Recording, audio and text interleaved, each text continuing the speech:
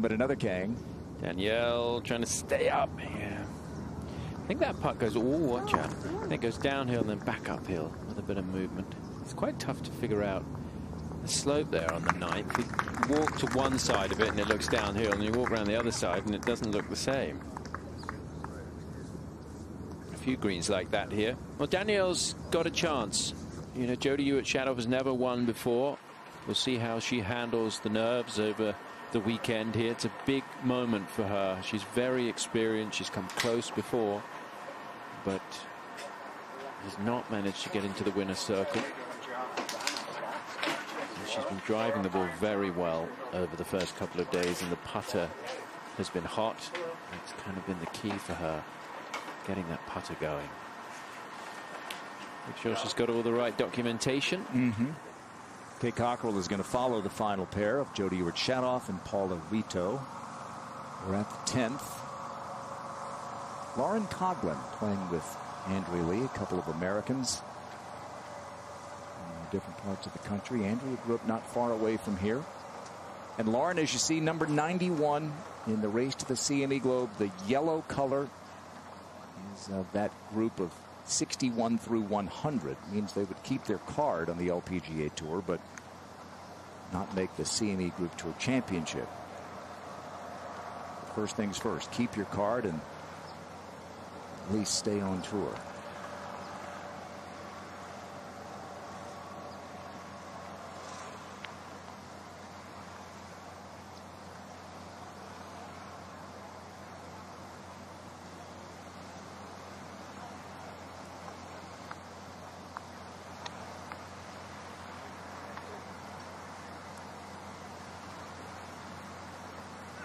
Dialing in the speed on these greens has been a challenge all week for these players. Paula Rito, just about 6 weeks ago, claimed her first career LPGA title. It was up in Canada, in Ottawa, the CP Women's Open. Jodie Ewart-Shadow will play with her, and no doubt, at the very least, she's somewhat inspired by what Paula did. Another new winner on tour from a few weeks ago, Andrea Lee. Talked about her being local. It's never really local when you're from the other side of LA, but grew up on a golf course quite similar to this. Plays a lot of golf at Palos Verdes, which has a lot of undulation, similar type of greens, a lot of uneven lies. So would feel very comfortable in a golf course like this. You end most sentences around here with, depending on the traffic.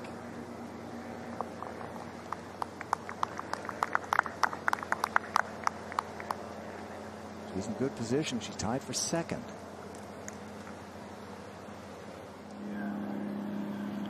We're at the first, and this is France's Pauline Racine. Front's 109.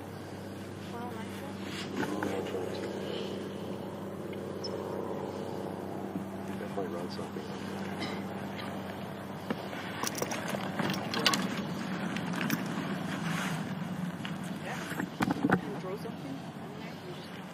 Yeah, if it runs up, it's fine.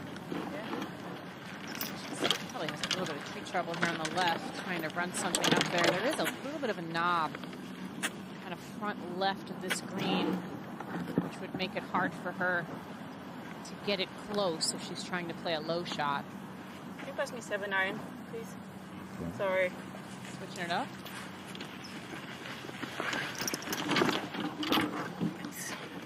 Cracks me up. She says sorry, as if she's done something wrong. That's a great look here at what she sees. Yeah, there you can kind of see a little bit of the knob on the front and left of the green there. Hole location on the left side.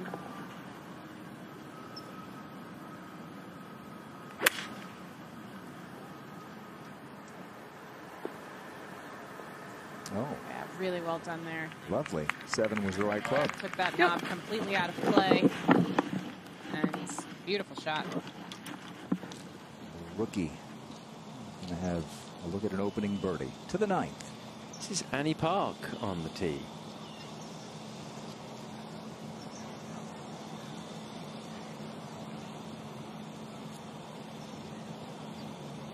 Couple under for the day.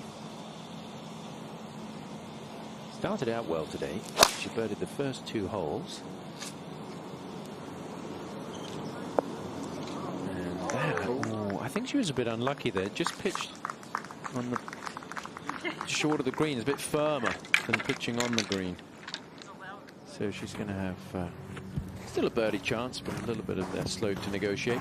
So playing with the rookie Rusine is the veteran from Korea, Eun-hee Ji.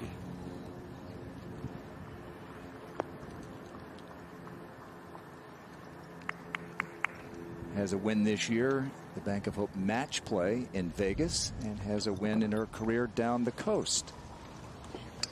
This is the 15th hole. This is a birthday girl, Mo Martin. She's 40 years old today. This is to get back to level par for the week. She's got a lot of support out there. Mo from California. Struggled a little bit on the front nine, but a chance to pull it back as she comes to the clubhouse. Let's go to 10. And Hejin Choi leaves her ball en route. We've seen that a lot. That's what happens when you have a 90-foot drop-off. Yeah, it doesn't land very firmly on this green. I mean, it plays a little over 160 yards, I believe. Yeah, 162 today, but actual is only about 130. There you have it.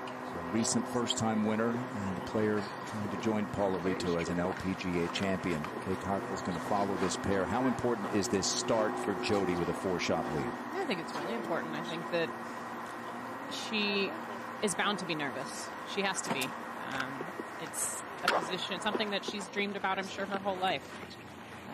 Becoming an LPGA champion, and I think she'll be nervous on this first tee, but I think that just shows how much it means to her. And I think if she can make a couple good swings early, maybe more importantly, even a couple good putts early, I think that could settle her down and really set her up for a great day. I think it's important with a 4-shot lead to not play too defensively. There's still 2 days left to play. There's a lot of golf. We've seen scores early on from today that are maybe a little bit easier. Golf course playing slightly easier than it has, actually a shot easier than it has this week. So you can't play too defensively if she wants to win. Have a good day. And away we go.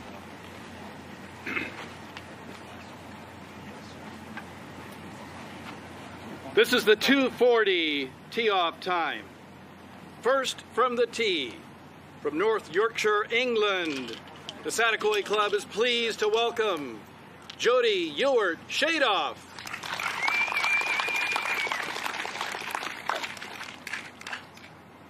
Married Adam Shadoff, sportscaster. Make their home in Orlando. She played collegiately at the University of New Mexico. Has finished the season a third at the ShopRite LPGA Classic. She has hit every single fairway so far this week. She's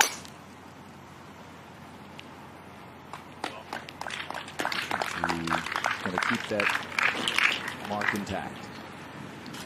Next on the tee, from Bloemfontein, South Africa, LPGA Tour winner, Paula Rito. How nice must that sound after 9 years out here? Well, you have to think that's what Jody hopes they say about her as well, potentially after this week. Up in Ottawa, Paula took the lead, career low for her, 62. Fell behind going into Sunday, rallied to win it. Wow.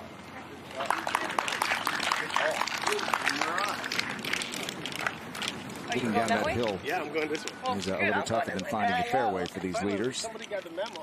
That dirt path that you see at the top of your screen is, we've seen a couple of players try, and most just go down the cart path. 9. Annie Parker's used that long putter for a while now. To obviously change up her stroke slightly in the setup. And they changed the rule. To the second, and one of the hottest players on tour, China's Shi Yulin. How hot? Well, she's number 8 in the race to the CME Globe. That tells you something. She's had a fantastic season, and all that's missing is that first victory. from the way that she's performed this year. She's been oh so close. Had a putt on the last hole last week to tie the lead, just missed. Jenny Coleman, this for a birdie at 9. Yeah, close to home as well here, which is a nice week for her. She'll have a lot of support. Quite a lot of players live in this area or grew up not too far away from here, including Danielle Kang, only 5 behind here in Somas, California.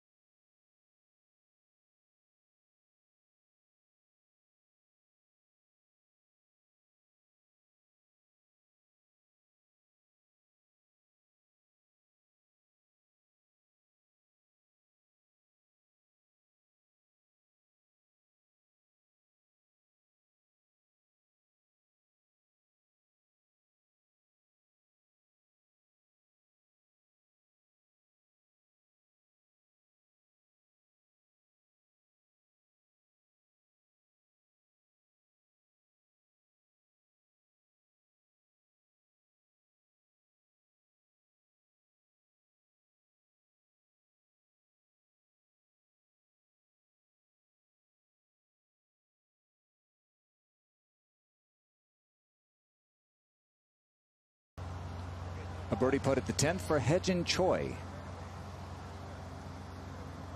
And this part of the green shouldn't break all that much. It's just uphill, all about judging the pace. We've heard players talk all week about struggling with the pace, especially from long range. Greens may be slightly slower than what players are used to.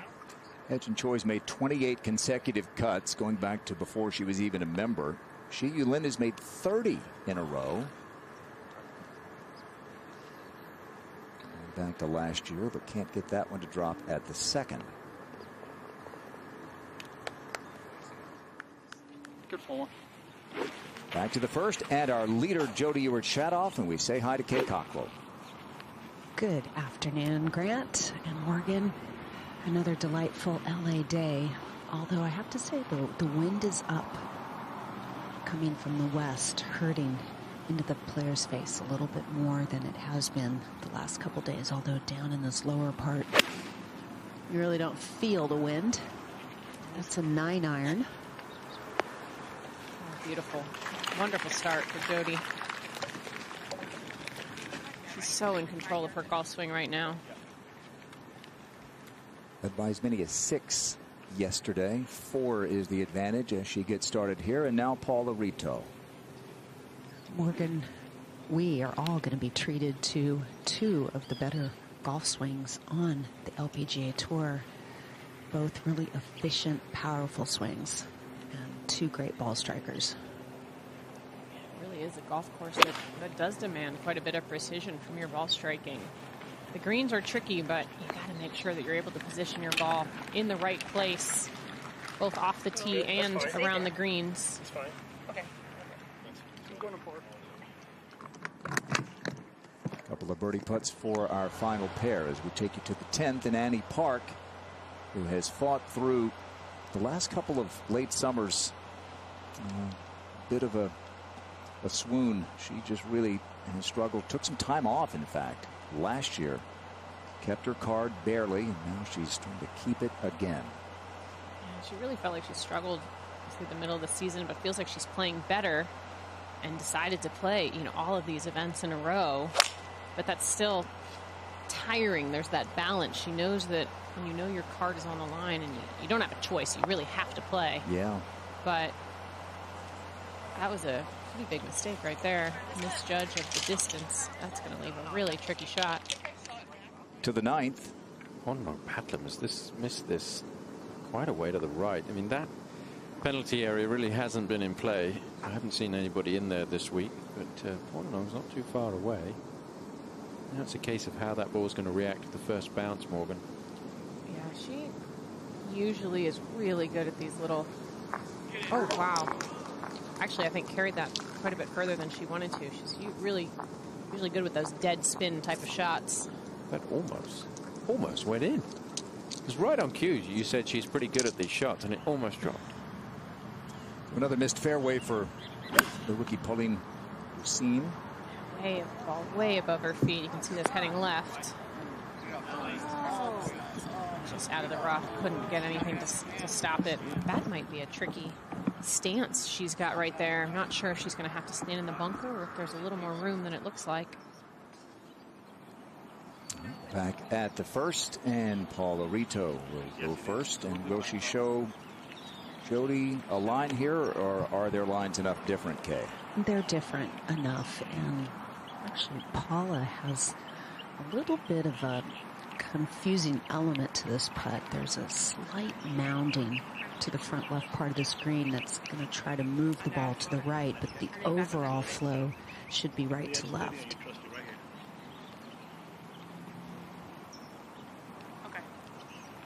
Working very well with her caddy. Since she's won, he's a really good green reader. And Morgan, if you have a green reader caddy that you trust, it sure makes things more simple and easy. Yeah, I don't know that I have any experience with that, Kay. Poor Rock. Rock is watching. He's always watching. Just kidding. But no, I was the opposite. I definitely did not rely too much. Oh, look at this. Beautiful. I never relied too much on my caddy unless I was really unsure. That was when I would bring a caddy in. But if you have a caddy who we've heard Gabby Lopez, or Carlotta, excuse me, has mentioned how her caddy reading greens for her has really helped her as well. So why does it not surprise me that was the way you did it? 9. Lindy Duncan fighting to get inside the top 100 in the race to the CME Globe, but she's going to go out in 1 over par. She's projected at 114, and she's going to have one event after this to move up 14 spots if she stays there. So she's kind of under pressure. Back to that final pairing. And an interesting little moment here with Rito having rolled in a birdie putt. Now Jody from closer range. That was a dramatic statement by Paula on the very first hole. There's a slight right to left moving putt. Never really gave that much right to left break. Looks like started it a little bit more right on line. The lead is 3. Rito making that early birdie. 9. Patlum for par.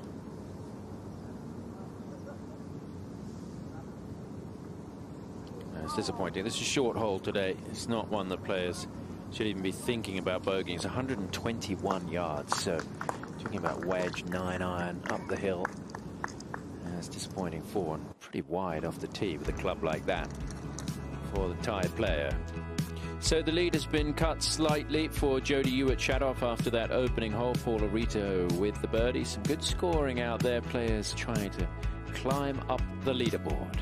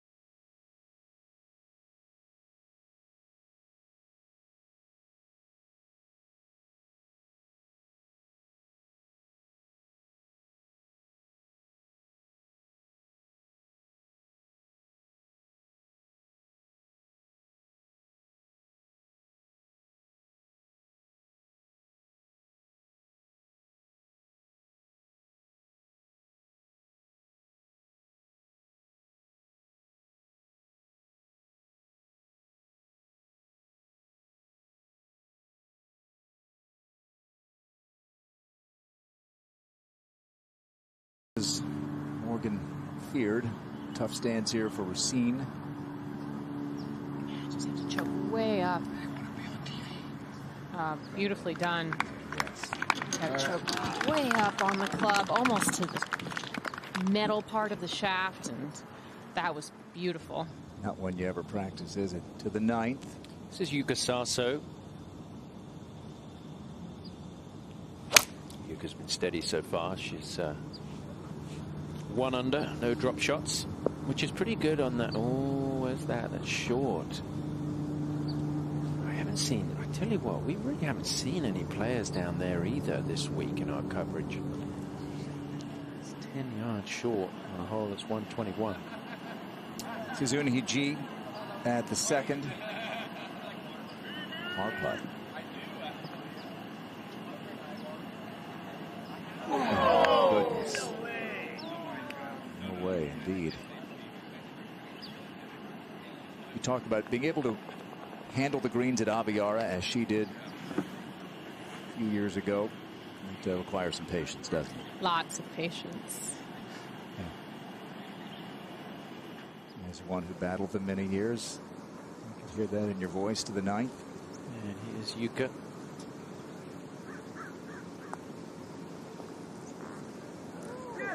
It's nicely done there. Should save her par and stay at 5 under. And a tie for 12th right now, 5 under par. Pauline Racine, this is for her par at the 2nd.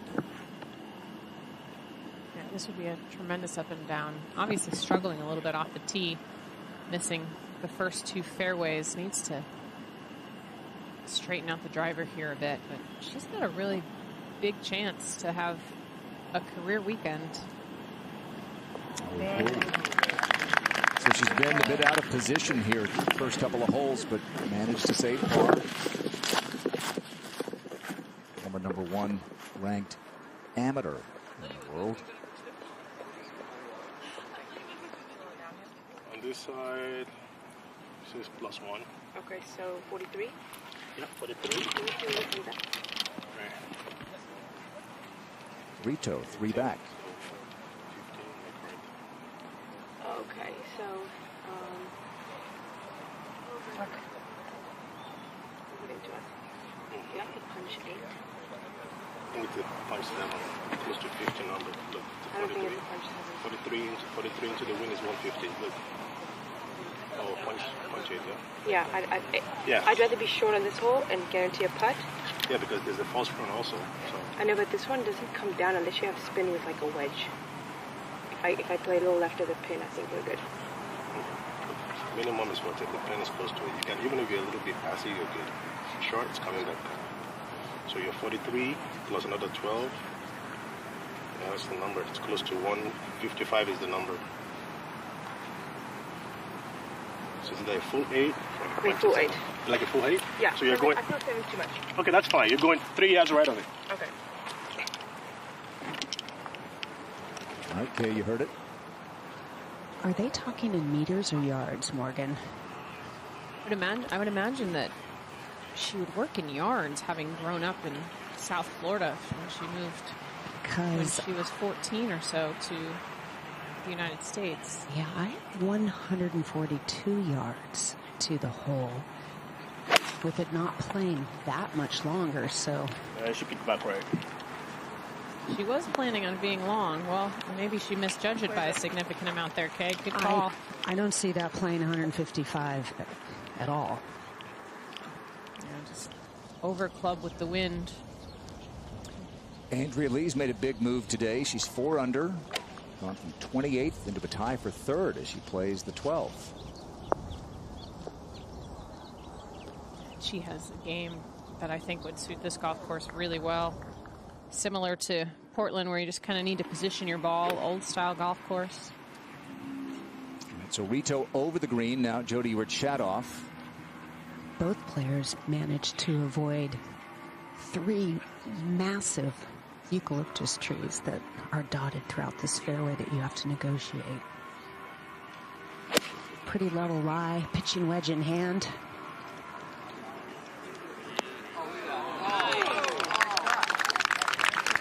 beautiful. I wonder if she hasn't had any idea what that conversation was related to Paula, and realizing that she went well long, but she's dialed in. Now Yuka Saso for par. Yeah. Well, you never know. I think at the beginning of the week there was a sense that the scoring wasn't going to be particularly low here. So I think these players all at 5 or 6 under par, they've got a chance. Let's go to the tee at the 13th.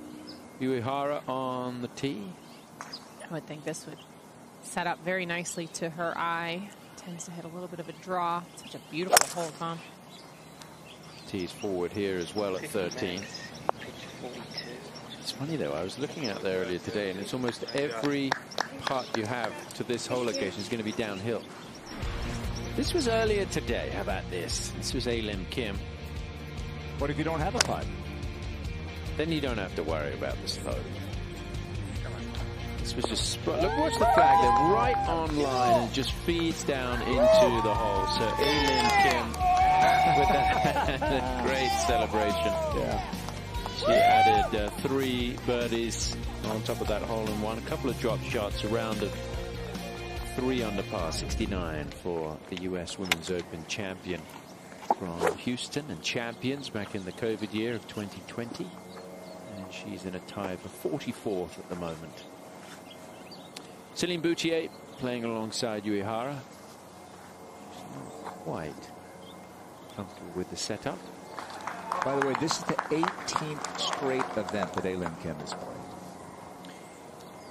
You know, if you love playing, just keep grinding. I think she's got a home in Dallas now, just like Celine Boutier. You can get delayed out of Dallas to anywhere, nonstop. The players like Dallas because of the airport. Let them. They can have their airport there in Dallas. That's a big place. Big place. The city and the airport. Well, Paula Rito, Kay, said she loves to compete. She said she'd play every week if she could, and she has that vibe, doesn't she? She's an effervescent personality. She is, and she's very positive in general, both on and off the golf course. Trying to pop that through the rough with the putter. Not bad, just bounced a fraction off the face. To 3. So Shi Yulin for a birdie. It's a really good second shot at 3. That flag's tucked on the left side. So Shi Yulin, who's finished second in 2 of her last 3 starts, is once again in the mix. And that win, when is it going to come for Shi Yulin? Level par so far after dropping a shot at the first. We've talked about how well Jody has putted this week, but she said it's because I've been putting the ball in the right spot, which, as you said earlier, on these greens, paramount. It makes it much easier, Kay, to be putting from the right side of the hole. It sure does. This green, however, tilts a little bit from left to right, so a sliding putt that's relatively level. It feels big.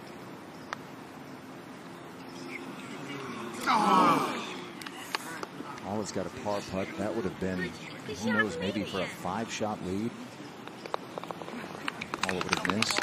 I think even just more big confidence related for Jody, more so than event related. Yeah, just giving herself a couple good looks early. It's good to get one in. Andrea Lee to pull within 3. Here she comes.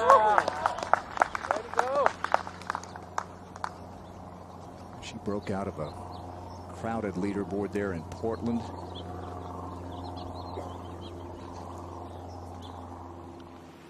And now back at the second. Rito for par. The first testing putt of the day.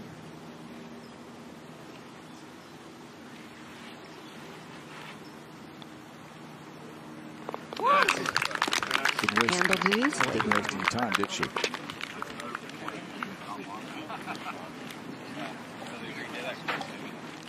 To the third. And Racine. Second shot.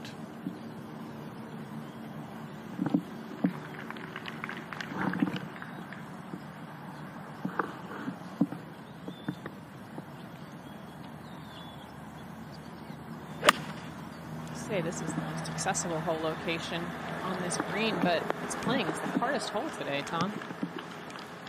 Yeah, there's a bit of slope in this green, and you can see that ball still moving. I think that tree comes into play a little bit on the right side if you miss it too far right. But I can't see why it would be so much different today.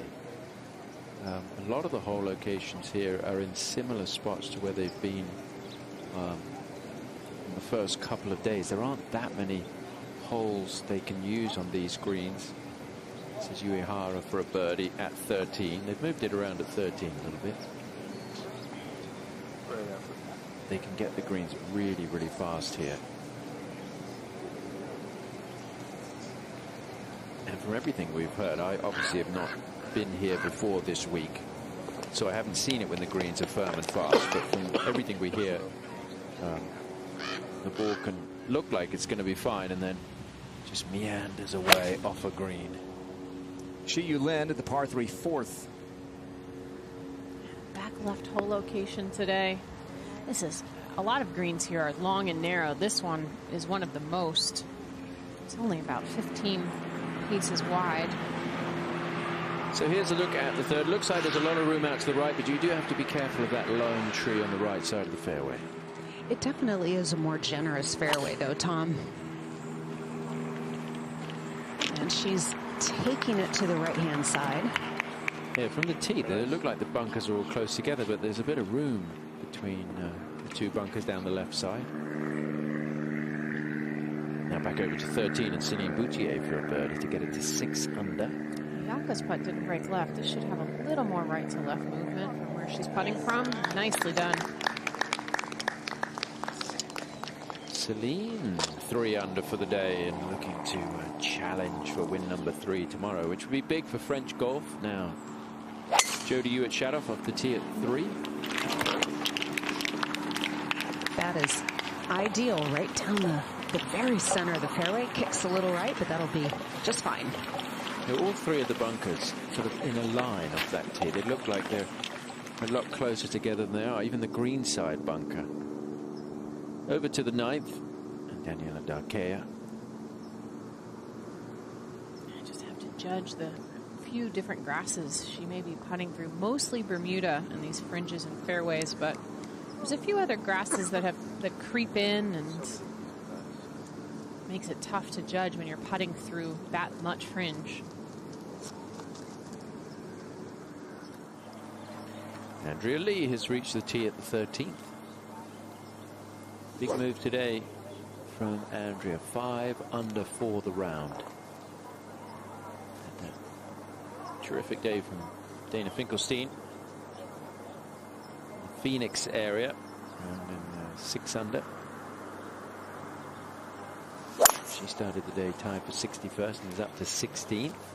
Andrea Lee started tied for 28th, and she's currently tied for 2nd. How's that for a ball flight, Tom? 4 feet of curve? She's known for being pretty straight and very accurate with those longer clubs. Portanong Patlum just inside the top 60 in the race to the CME Globe. Top 60 at the end of the Pelican Women's Championship next month. We'll go just down the west coast of Florida to Tiburon to play for $2 million. First prize, $2 million. Yeah, last prize is 40,000, so just getting in gives you a little Christmas spending money. 40 grand in the back pocket. In now for a birdie at 9. Confused. I feel like we've seen that a lot this week. Just players really confused by these greens. They have so much slope in them, and you'd think they have to break a certain way, and yet there's definitely a hillside ocean effect to the entire property that's caught a lot of players off guard. I think it's one of those courses that if the LPGA comes back and plays here multiple times, players will learn. We've seen now for a birdie at 3, and also the officials will be able to make it more difficult and get the greens quicker because they know what to expect. They'll have seen 72 holes of tournament golf, which they hadn't seen before here. Heiji Kang at the 4th for birdie.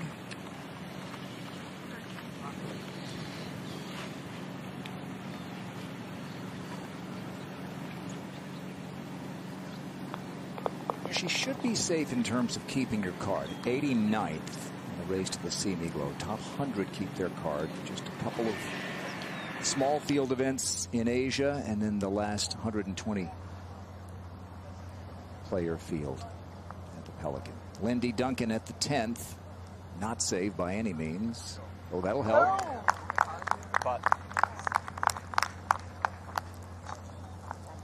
She's almost at that point where every birdie, you know, can tip the scales towards keeping her card or not. Which we think about and we talk about here, but I don't think that she can be thinking that way. Even though she knows what the week as a whole means, you have to try and put that out of your mind. Yulin has talked about continuing to just keep playing as well as she can and trust that the wins will come. This for birdie at 4.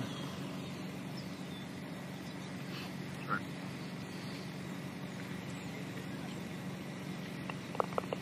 30 consecutive cuts made. That's just tremendous consistency, and that's no one week where you're really struggling with the putter. You might be injured and try to play through it. That's a really tremendous feat. 3. And the second shot for Paula Rito. Plays almost a half a club uphill, but the wind is helping. Oh, go. Ooh, push this one, lift it. Managed to carry the bunker though. Oh, almost there. Almost there. That is the long putt that she faces, so that's not going to be easy. Now, Jody. Jody hit it a good 30+ yards past Paula. Was able to kind of carry that little rise in the fairway and get some forward kick. She has a really nice level lie. Another wedge in her hand, 118 to the hole. She can be more aggressive at this flagstick. Just cannot miss left.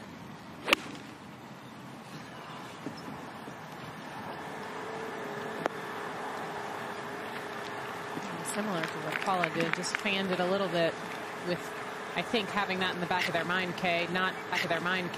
not wanting to miss left. Is this going to funnel all the way off the front of the green? I was going to say the 3rd, the 5th, and the 7th. You've got to be careful about the front of the greens, and that one, that kind of shows you what can happen here. Now she's got to think about it. Andrea Lee for birdie at 13 to get to 9 under par. Creeping ever closer to Jody Hewitt Shadow, and this one looks very So that's a birdie at 12 and a birdie at 13, and Andrea Lee, whose confidence is sky high. She's had a little week off after that win, and now is back and close to home as she won down at Palos Verdes. It's 75 miles away. It's a 2-hour drive, so likes this kind of terrain. Let's go to 14.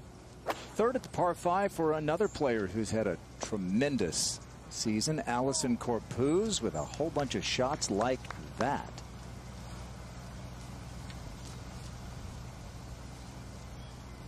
Be a tap-in birdie as we go to the par 3 4th and Unhee.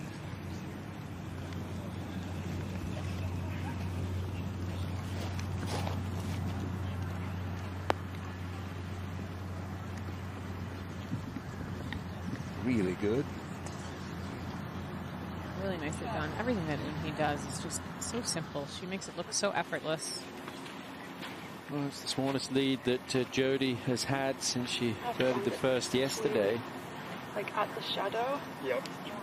Kind of halfway. Yeah, it's like just into the hit and upslope. hop Yeah, over. right. You see sort of a little drivey one. Yeah. You know, it's a little higher, but it's still a drivey one. Yeah, it's going to kind of hit into the upslope. Stop, check, and release. Yeah. Okay. Like it. Tom will get a good sense of her nerves and confidence with this little clipped shot off the tightly mown. That looked pretty darn good, okay? Wow. Looked like she's in total control. Excellent. Did I say that Andrea Lee won at Palos Verdes? Well, you did. That's not correct. It was a victory of sorts. She Go up finished the 5th. coast a little. She finished 5th, and She won in Portland. she did. I can't remember what I was trying to say, but I definitely wasn't trying to say that. Palos Verdes is where her season turned. That's where her season Finished finished. 5th. got her into the reshuffle and allowed her to play and win.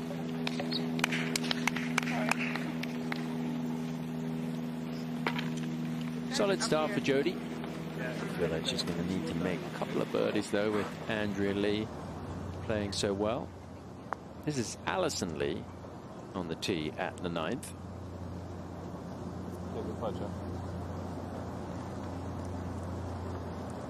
And that's a good tee shot there. So Alison will have that putt for birdie. And we'll go back over to the 3rd, and this long putt from Paula Rito. This is going to be a good test to have a putt at this distance at this point in the round. And that's going to come up well short. Misjudged that. She was guarding against Morgan, I'm sure, trying to, it drops off past the hole, so she was probably guarding against that a little. It just looks like it should be so fast. We've seen players struggle with that all week. Pauline Roussine at the 4th.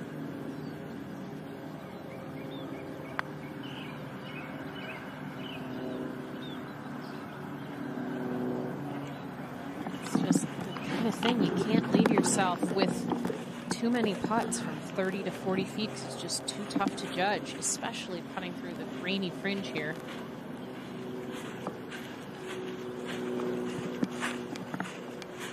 She's been scrambling all day. She'll have that for par.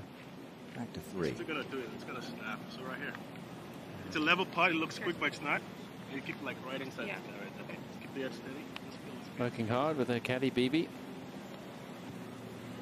And what that spot he was pointing to, about 3 feet short of the hole, he's saying it's level to that point. Then it starts going downhill. So I think she's going to play this like a sort of a fairly flat putt for about 8 feet, and then let it drip in towards the hole. She's playing a lot of break here. Way too much.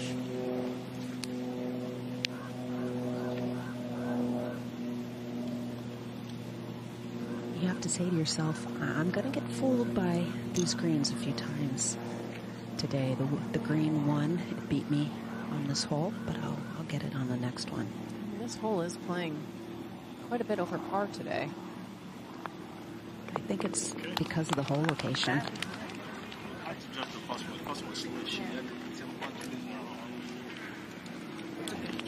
tough that green is there. But the second shot hurt her, missing it so far to the right. So she's back to level for the day. I'll go to 4. And Roussine for her par. Good putt for the confidence here. Stay in it. You don't want to let the lead get too far away. Ugh. Yeah, she needs to straighten out her golf swing just a little bit here. She's putting up way too much pressure on her short game. 9th. Alison Lee.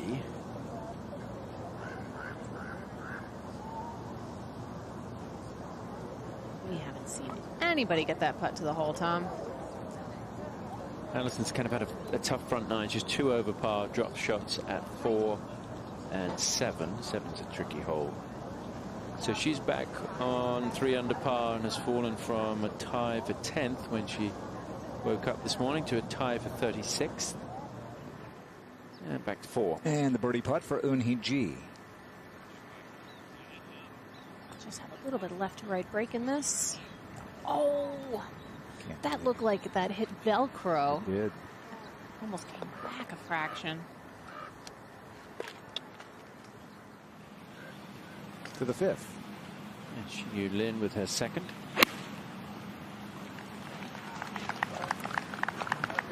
The hole just over that false front you talked about, Tom, today.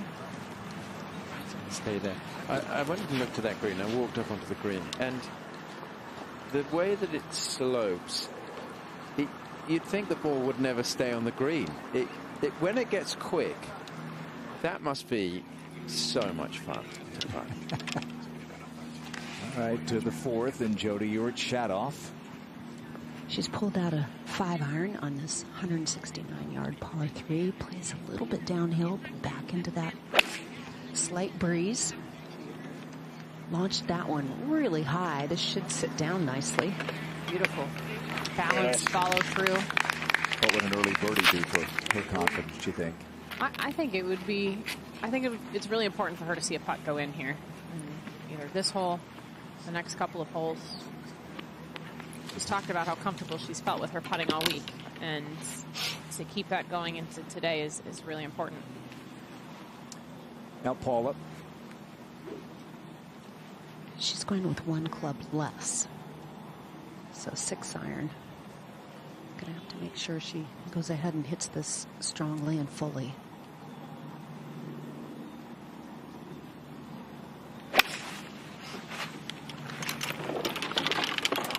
Yeah, this has a nice line. Very nice shot there. Yeah, it's beautiful. It's a little cold, but we're not that much. Phoebe likes it.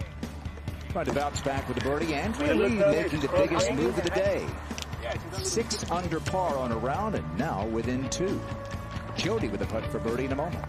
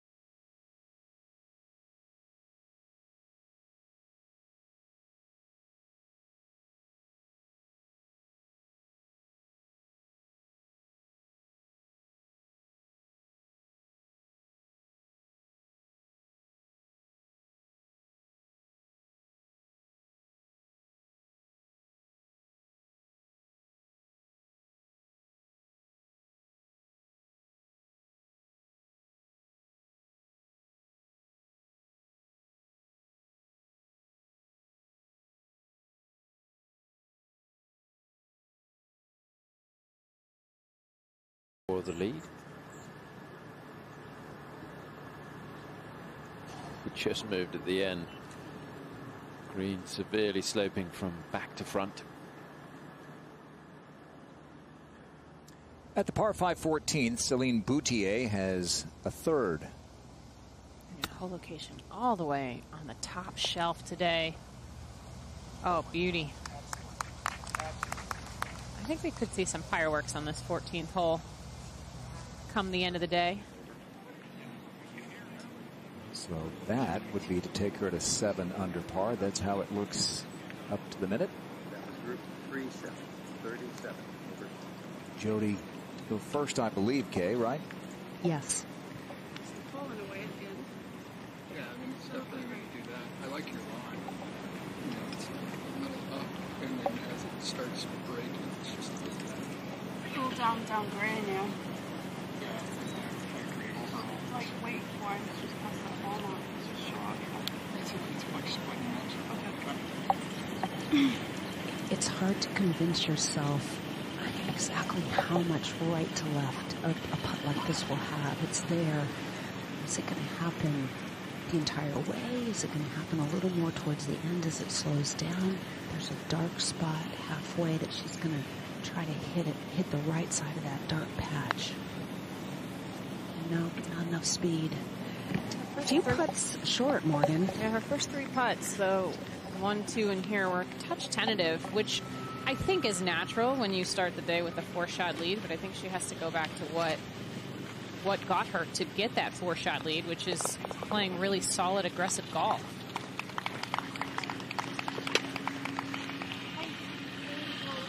Four-shot lead down to 2. Over at the 14th after that nifty third shot. Yes, Celine ties for third at 7 under.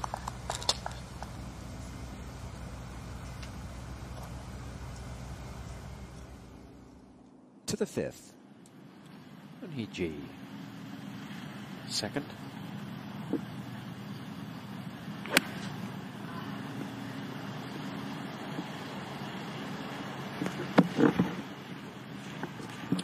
Mistake there. The flag today is cut over the front of that green. Olorito to try to bounce back with a birdie. Pretty good opportunity here. She calling an official there, Kay, to determine whether it was on the green? Yes. There are some edges of the greens here where it's hard to tell where the fringe starts.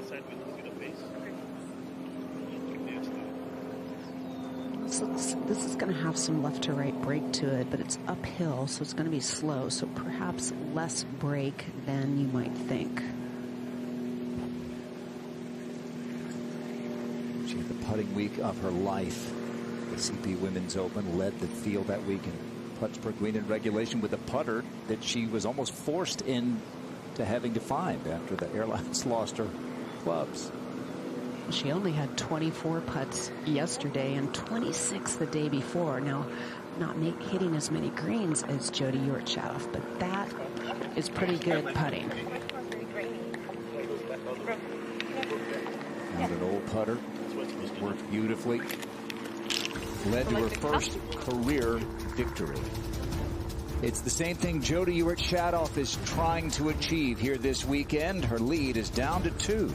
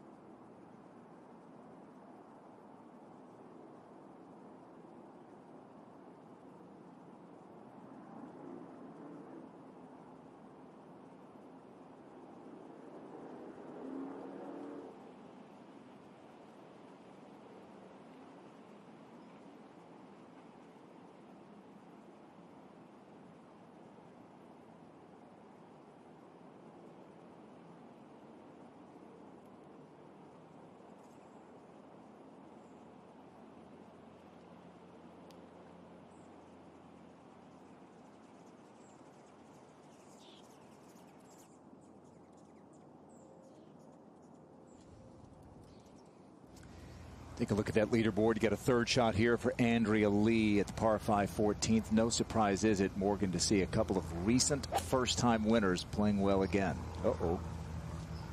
That was odd. It looked like she was trying to hit a really high shot and just caught a lot of green, caught it heavy.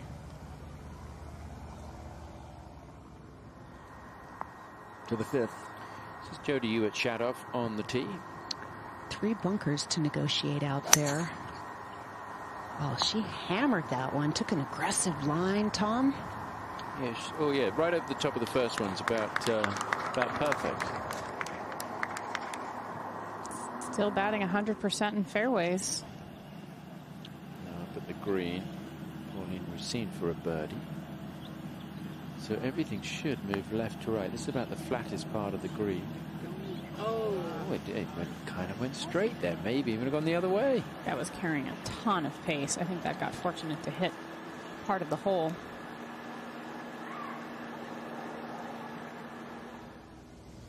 Now a fourth for Andrea Lee at the par 5, 14th. I just still want to drop a shot here. This being one of the easiest holes on the golf course. Now opting for a different type of a shot. And now this is going to roll all the way back to the middle of the green. Oh, no.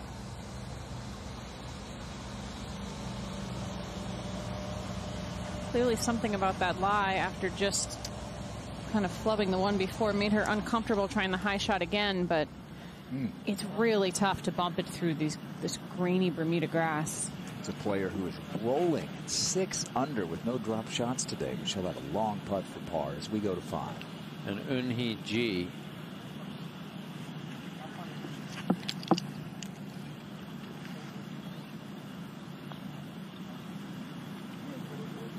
Eunhee Ji is becoming one of the most experienced Korean players in the history of the LPGA Tour in terms of longevity.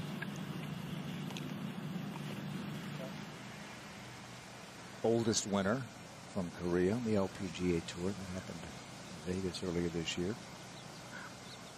Now Andrea Lee for par. This is going to be a really slow putt up this hill. I think it's important to just dial in the pace properly to walk away with the 2-putt here. It's not the type of putt that you're looking to make.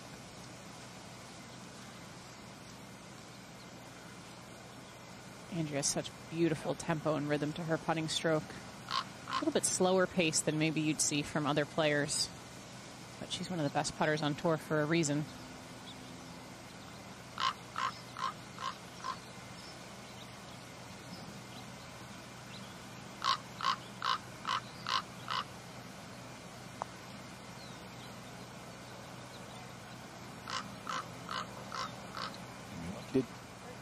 For the most part, dial in the speed. So that's going to be your first drop shot. And Jody Ewart-Shadoff is 9 holes behind her.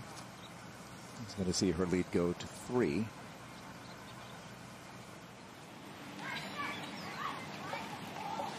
Paula Rito at the 5th. Has she driven in the bunker? Yes, she has. She has, but it's not going to be a terrible spot to hit from. Okay. The bunker is actually quite flat where the ball is, and it's compacted sand, which makes it a lot easier to hit a shot and hit it cleanly and get some spin on it. This shot plays a half a club uphill. Plus, when you're hitting out of the bunker, you always want to play it a little bit longer as well. Does she have any trouble getting it up over this lip and on the green? Okay. Not with a wedge or 9-iron in her hand.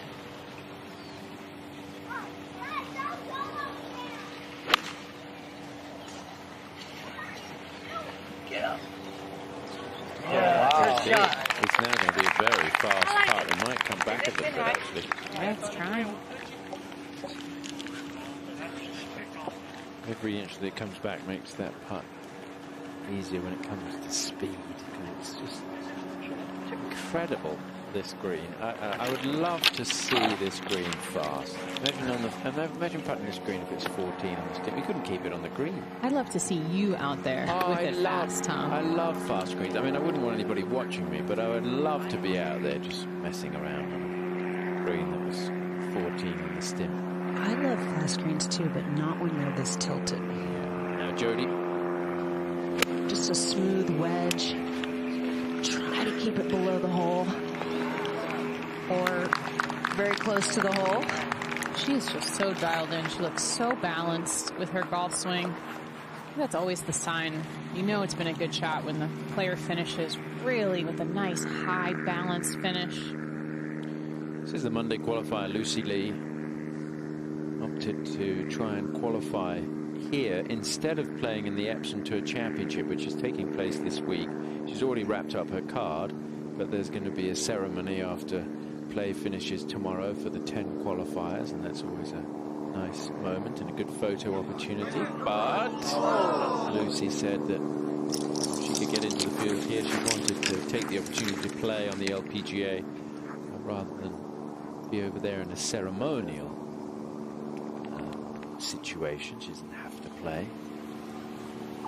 At the 6th, the par 5, a third for Heiji Kang. Got her face wide open there, trying to hit a little high pitch shot, get some spin on it. There it is. Really well judged with distance control. Something that all of these players practice all the time. Pitches from 40, 50, 60 yards. You'll see head covers out on the range for targets. They know exactly how far they are supposed to hit those shots. We talked about your caddy, Rock, Barry Cesar. Did you ever send him out onto the range, 50 yards?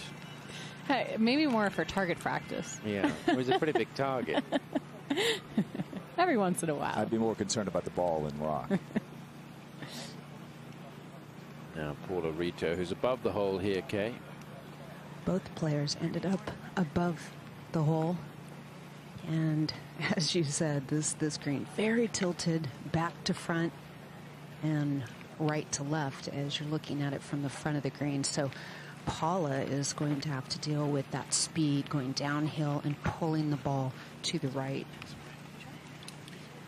Yes, in general, this front nine played downhill to the second. It's like almost a level putt, a little down the hand, but it's not quick. No, he thinks So it's not quick there, Tom. Right. Well, he must be talking in relative terms,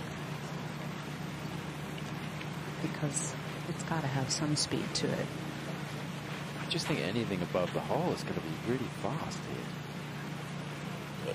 Paula talked about working on speed drills, as a lot of players do, but the problem is the putting green up at the top is fairly level, so you do not get practice at these extreme downhill and uphill putts. You have to adapt and get really confident about the speed while you're playing.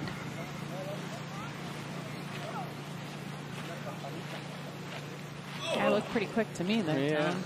Oh, she's got the speed Good dialed pace, in. though. So you play down the hill to the second, then you play uphill basically from the third to the seventh. Then you turn around at 7 and play downhill at 8, and then kind of a little bit uphill at 9. Get back to where you started. At 15, Celine Boutier for birdie. Yes, so Celine Boutier is on a good run. 3 birdies in a row, gets her to 8 under. And back over to number 5. Jodie Shadoff won't know this, but Celine Boutier, along with Andrea Lee, her closest challengers. Tom, this is by far the longest drought that Jodie has had to start a round without making a birdie. First day she started on 10, immediately birdied the 10th hole. Yesterday she birdied 1, 2, 4, and 6, so got off to a hot start.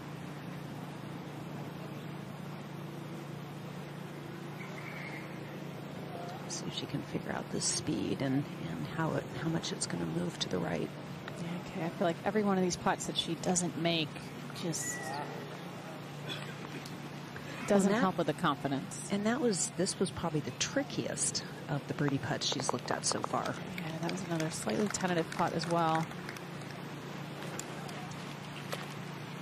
And she's just going to have to just tell herself, I'm just going to keep giving myself plenty of birdie opportunities, which we know with her ball striking she's capable of doing. She's made 13 of them so far, plus an eagle. Every day is so different in golf. You wake up and you have different feels. And that's why developing consistency day in and day out is so important.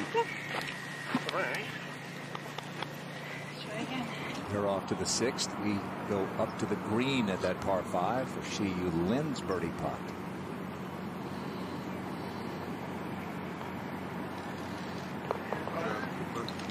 She has putted so beautifully this year, and I really think we haven't even seen her get hot yet this weekend with the putter. So watch out for Shi Yu, who is just on fire right now, knocking on the door for her first win. Up to 13. Yeah, but the tee is up. They've moved it one box forward. This is Lindy Duncan. Played 185 on day one, 191 yesterday. It's only 162 today. Oh, he leaked it outright. He's not going to kick down from there. Yeah, quite a bit short. Just got the club stuck a little bit behind her, fanned it out there. Let's go to the 7th hole. It's been a tricky hole this week. Gabby Lopez, her second. All pars so far for Gabby. And a good look at birdie there at number 7. Playing as the second hardest hole today, the hardest hole of the week so far. Let's go back to number 6. Jody Ewart-Shadoff hasn't missed a fairway all week. This one going down the right-hand side. She's one of 4 who hasn't missed a fairway. No. Did she finally miss a fairway? Wow. I mean, it took a horrendous kick to the right. We shot par 5, so might be okay in terms of making birdie. To the 9th. Georgia Hall. See what tool she's got here. Maybe a wedge or a 9.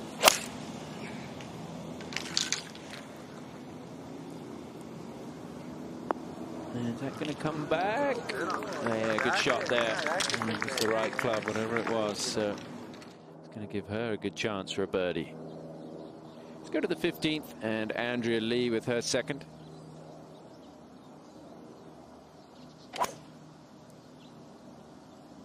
It's a nice looking hole, this downhill tee shot, and then you look down at the green as well. And not too much movement in that green, so good look for birdie for Andrea Lee, trying to bounce back after the drop shot and the mishaps around the 14th green. So Jody Ewart-Shadoff, all pars to start as she bids for that first LPGA win.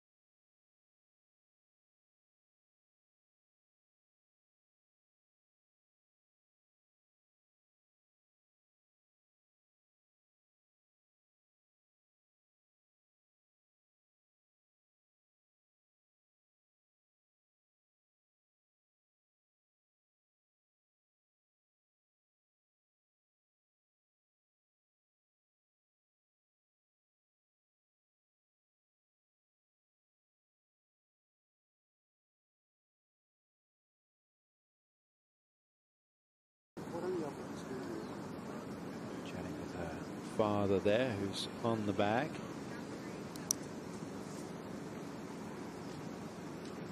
She's coming off a couple of her best finishes of the season, Tom. Most recently in Arkansas, finishing 3rd. Hit the stick on 16. Remember that? Bounced off the flag stick. That would have been for birdie. And, still leaving it in here. Yeah, remember it well. And finished 1 shot out of the playoff. Oh, just took a little bit of a hop there. I wonder if that just slight hop took it off the line. She's just looking down at the green. Yeah, now you take it. Yeah, the flag dance with the caddies. Trouble there at 5, tough hole.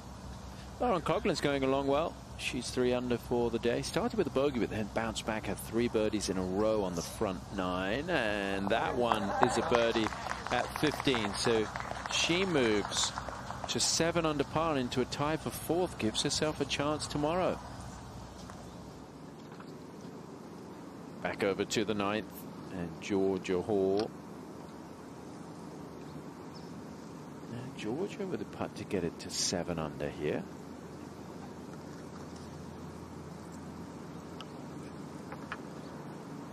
There's quite a few players, Tom, who started early, who got off to really good starts, but nobody in that kind of hour or two from the lead group has gotten off to a great start. Yeah, when you look on the leaderboard, a lot of the players that are challenging are quite a way through their round. And oh, that just moved. Georgia said that she was really happy to celebrate with Charlie Hull last week. They'd known each other since they were, well, before they were teenagers, playing amateur golf back home. She was out there with the bottle of champagne, celebrating, said she almost missed her flight, but I can tell you that she made her flight because she was in front of me in the queue to check in. She might be celebrating with another countrywoman this week, Jody George-Shadoff, leading it. And here is Pauline Racine to get to 6 under.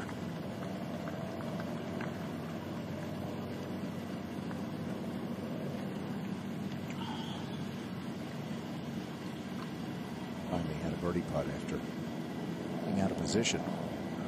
Most of her 3rd round here. She just looks a little bit out of sorts. I mean, playing today in the second to last group, probably a little bit of nerves.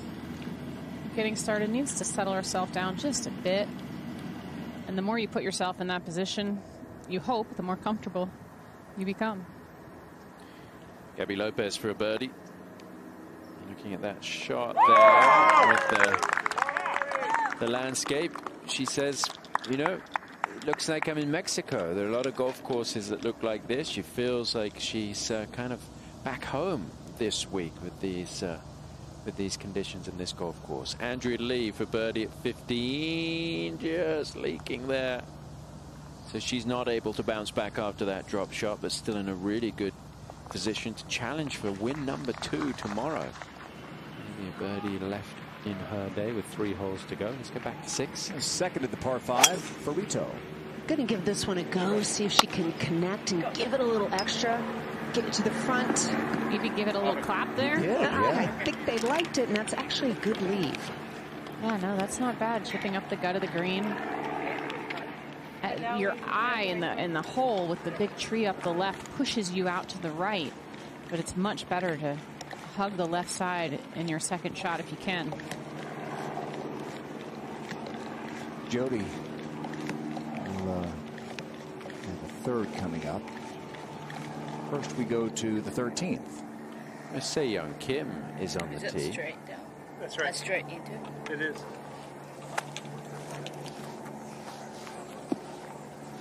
The wind hasn't really been too much of a factor here. The officials, when we met with them on Wednesday, were saying they didn't expect the breeze to be strong, and that's been the case. Puffed up occasionally. This one's way left. Careful. I'm not surprised. She was aimed way right off the tee, and I think that was a little bit of an overcorrection. She tends to aim a touch right, but that looked pretty significant and just almost came over the top as a subconscious overcorrection.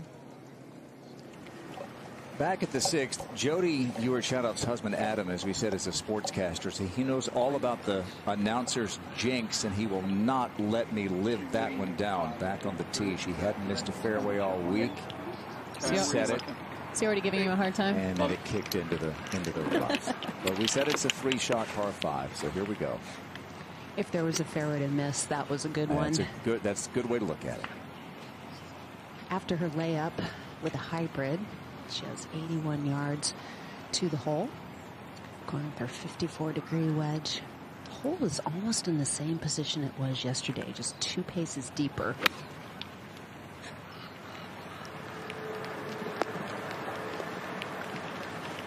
And watch, this will be the hole she birdies after missing the first fairway. Golf is a funny game that way.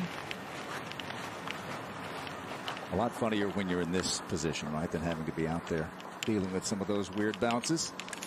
To the 9th we go. Brittany Altomare on the tee.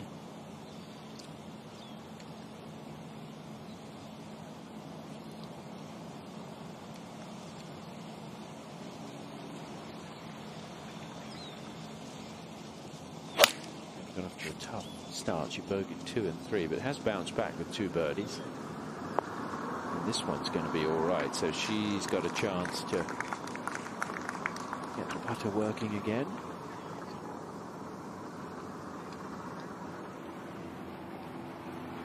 And a 3rd shot here for Paula Rito at the par 5 6th. And she's smartly walking up to the green, going to survey the tilt of the green right around the hole, and just before it there's a slope left to right off of the front left bunker that will kick the ball left to right. So Morgan, she has to play that left to right break, and from her perspective it actually looks a little more awkward. That's why she walked all the way up there, just to understand the contour. Yeah, and the second part of the shot, she's fraction blind, can't quite see the green, so it won't check right. It's going to stop right away, so you're good. With a little bit of downwind, 30 should be good. You just trust it. playing a high shot here, Kay. Yeah, I think she wants to try to land this probably about 8 paces, 7-8 paces shy of the hole, because it should release a little. I doubt she's going to be able to get it to sit down really fast. These greens are firming up as the week goes along, and particularly as this wind is picked up. Pretty good check. One bounce and sit. And she left it below the hole. Nice. Just chipping from the right spot in the green there. Plenty of green to work with. Chose the high shot and executed it perfectly. It must have been what she was the most comfortable with. Don't know that she had to try and put quite as much spin on that. I don't know if that was the only shot she had to hit, I guess I should say. But she executed it very well. So a couple of birdie putts here, both where they began this final, this third round. Shot off at 11 under, Rito at 7. All pars for Jody, birdie and a bogey for Rito. I always think about a player with a big lead. When do they get the first birdie? Does it happen early? The longer it goes, you said it. The longer it goes, the more it may weigh on the player. In this case, Jody. A good look here, though.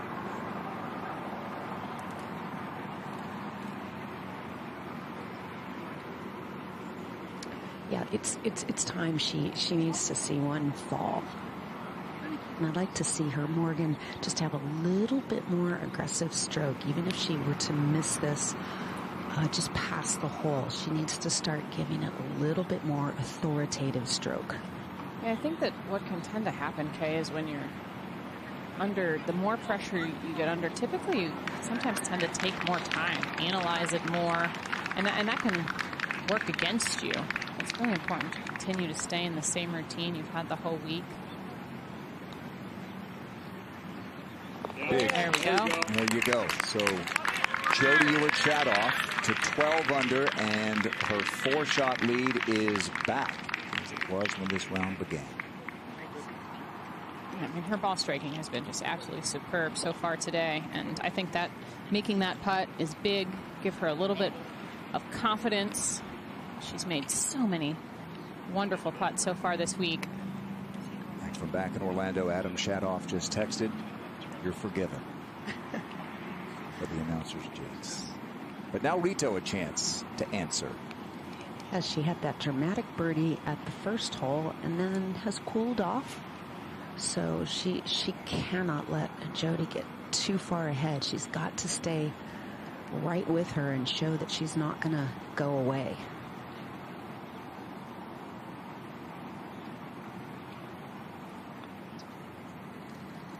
Oh, walk it in. She played a lot of good golf for a lot of years, but had never broken through until Ottawa 6 weeks ago, the CP Women's Open, outdueling a couple of talented rookies, Al Renan and Hedgen Choi, and Nelly Korda to get it done. First birdie of the day for Jody Ewart-Shadoff. She's back up by 4.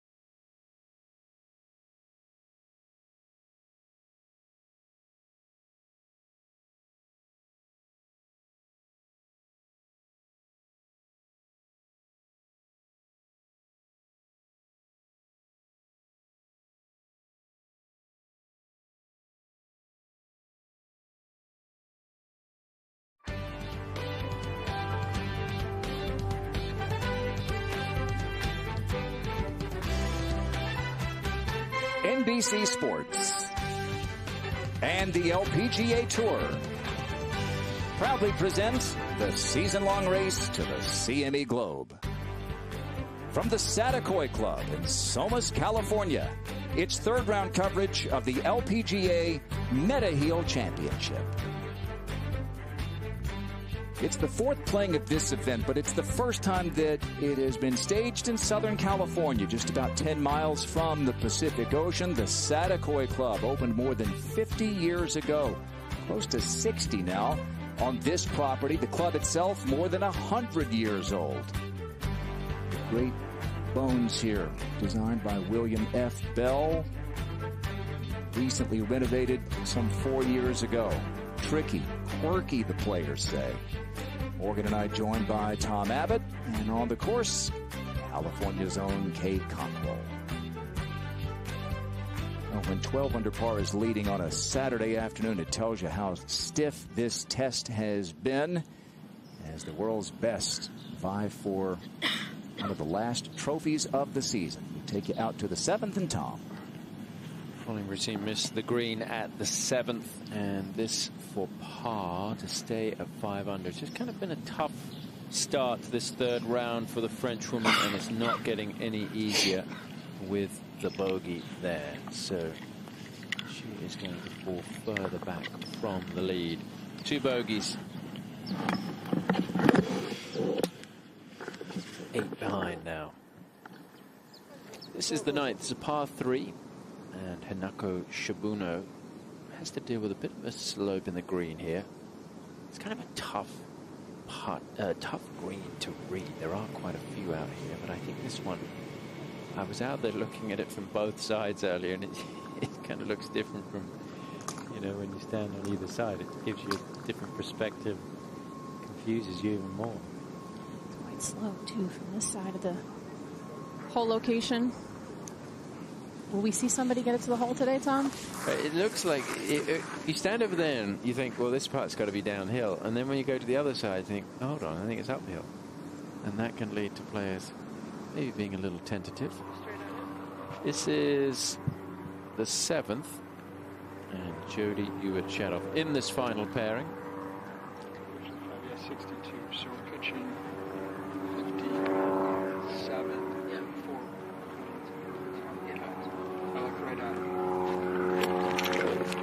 Talking about that 155 yardage she has, plays 7 uphill, so 162 adjusted, but of course they want to land it short of the flagstick. This hole has been located in the generally the same spot all week. Yeah, it's like a 7-yard circle. They put the flag in this week. Her ball striking has been spot on, as it has all week. And another one. Ah, gorgeous. She's only missed 1 green today and has so far made it look really simple, tee to green. Yeah, she's made it look simple all week. And if that putter stays hot, then it's going to be, well, she's going to put up a tough challenge for these players to match Paula Rito's second. They both have missed 1 fairway today and 1 green. Paula has 1 bogey on the card due to a 3-putt at the 3rd hole. That is a little wedge that she pushed. Yeah, got away with it though. And as you made that bogey, she pushed the wedge out to the right. Let's head up to the booth. Thanks, Tom. Welcome to the Satakoy Club for this 3rd round of the LPGA Mediheal Championship. It's been a huge year for first-time winners on the LPGA Tour. One of them is playing in the final pair today, Paula Rito, and the other in that final pair would love to join that group, Morgan, Jody Ewart Shadoff. She has been in this position before, leading on a weekend, but she's never tasted victory. How do you think she slept last night, and what were the emotions going into this 3rd round today? I'd have to believe she was a little bit nervous heading into the day. I mean, more maybe excited than anything to really have a wonderful opportunity to get the job done this weekend. We've had that trend this year. Ashley Buhai winning at the AIG Women's Open. Of course, Paula Rito, 7 weeks ago now in Canada to start this long stretch. And now Jody would love to add her name to that list of first-time winners this season.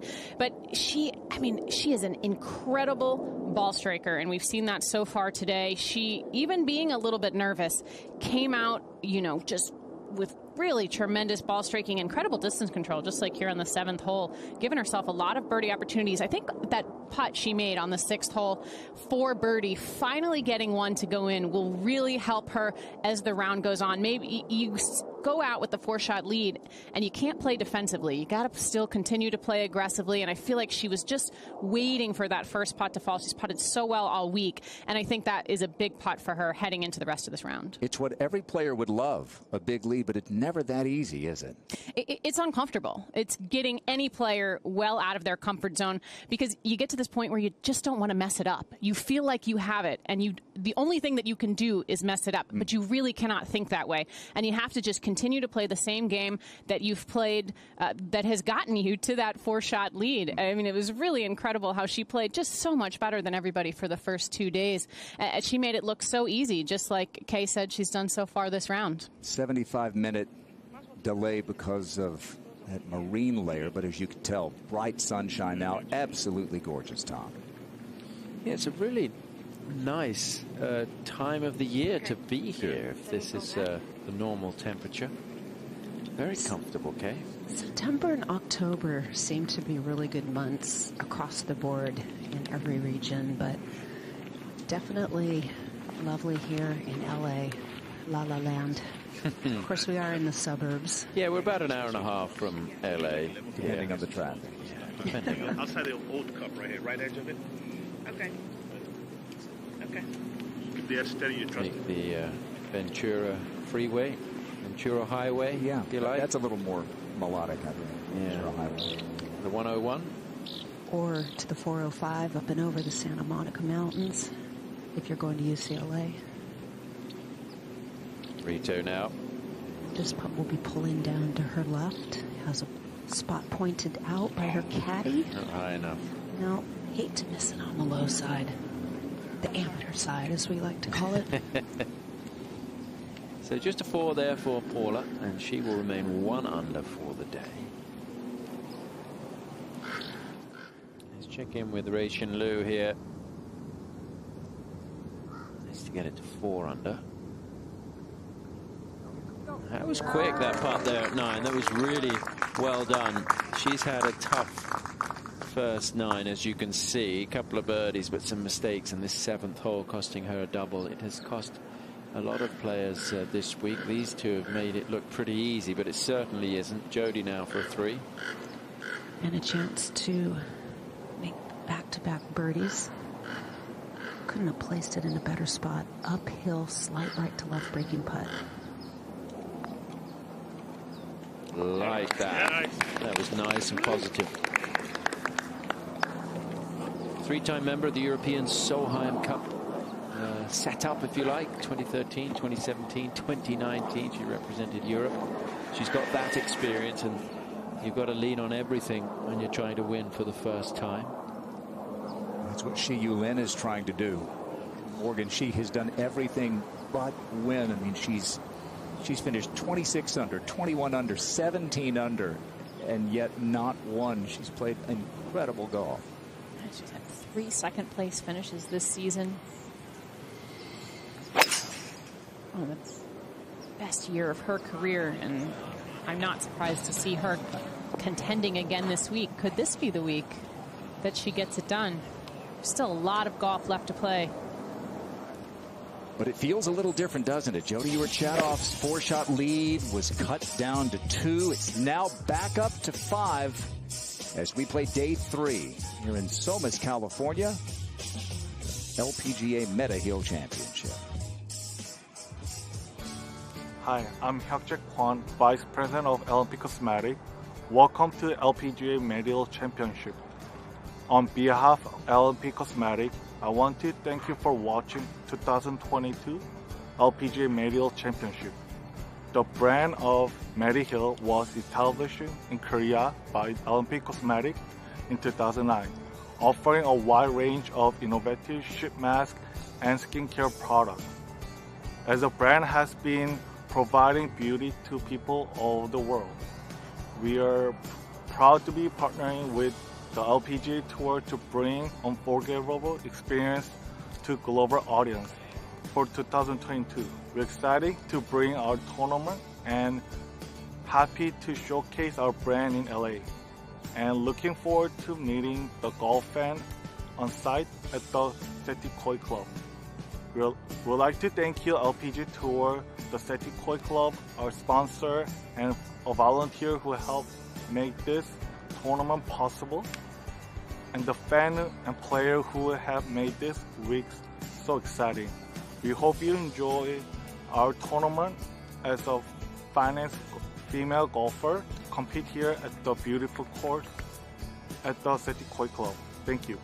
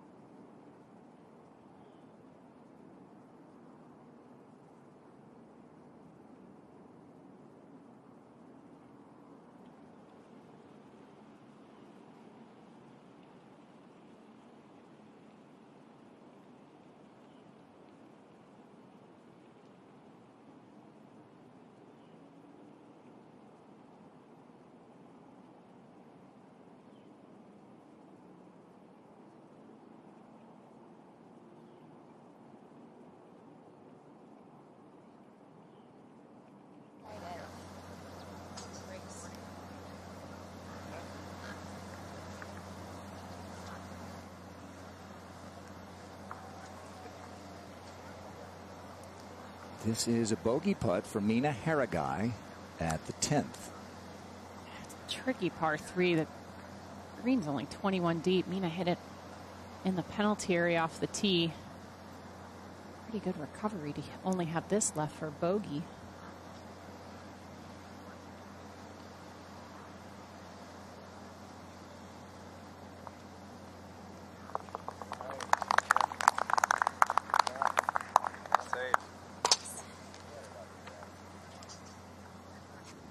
Scorecard she was hoping for. Back-to-back par 3s here. Let's go back to the 9th. And this is Gabby Lopez.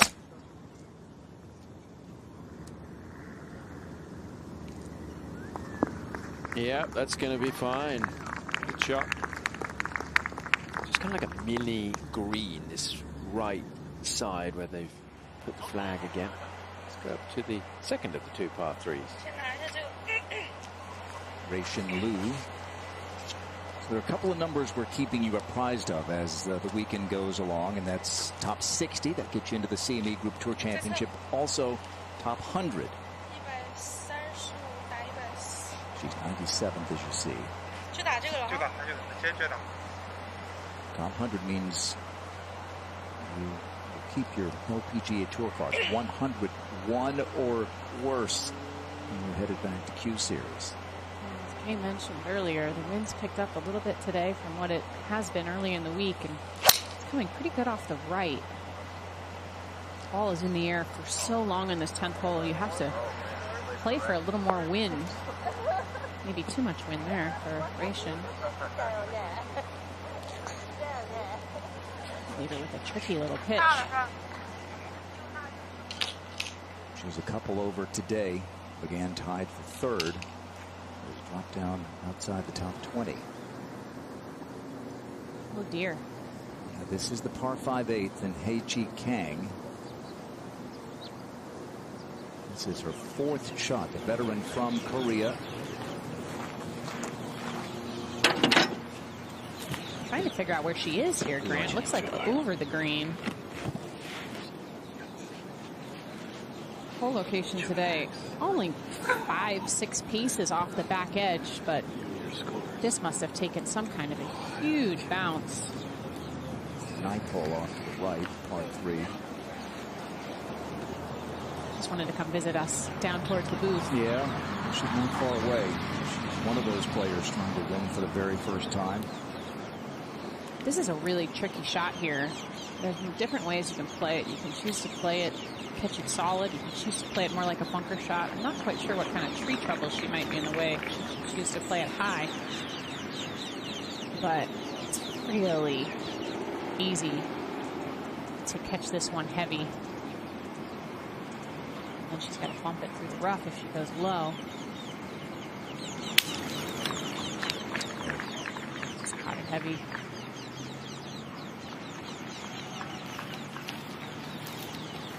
Moved up today, but Hei-Ji struggling with it at the 9th. Gabby Lopez to get to 8 under. Another player that comes up short.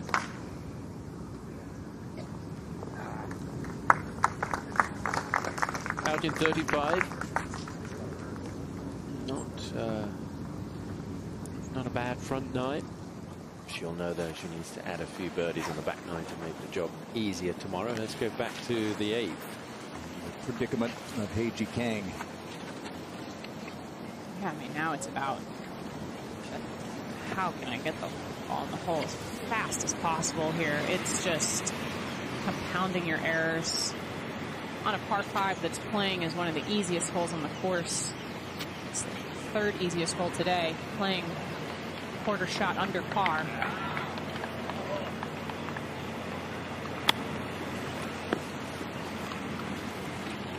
Jesus, they're going to have work left for a bogey. That's going to be just the 3rd player to make bogey or worse. The 8th. 13. This is Jennifer Song. As we mentioned earlier, the team moved up today.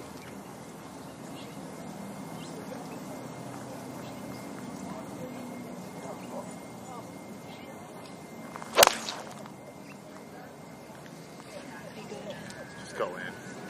Well, asking for it to go in, and it's not far away. That was really good. Flagged it. Did have a hole-in-one earlier here.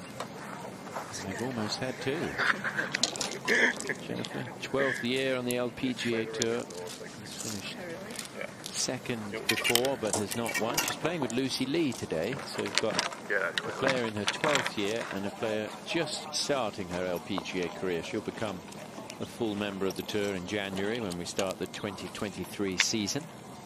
Don't have the schedule for 23 just yet, but we're expected to start with the Hilton Grand Vacations Tournament of Champions down in Orlando.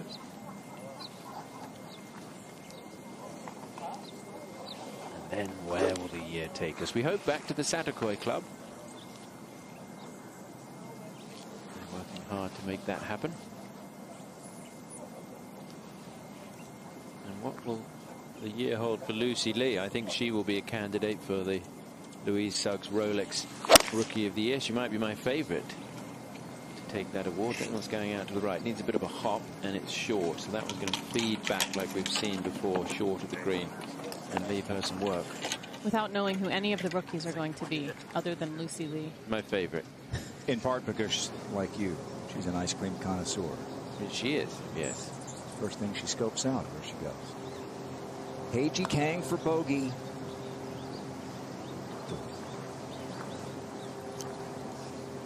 That really hurts. Not just the scorecard and the leaderboard, but the psyche. Keep everything in. Got to keep your patience now. It's 12 in Georgia Hall.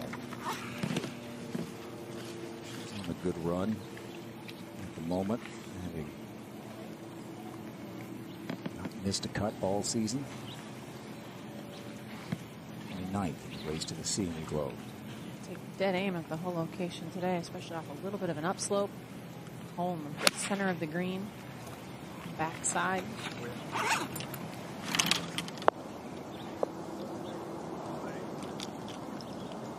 Okay.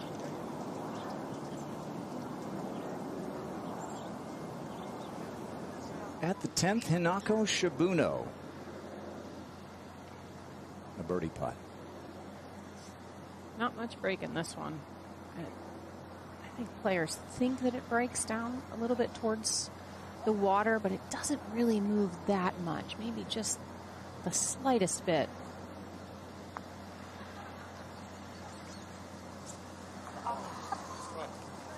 Just ran out of a fraction pace there, but good stroke.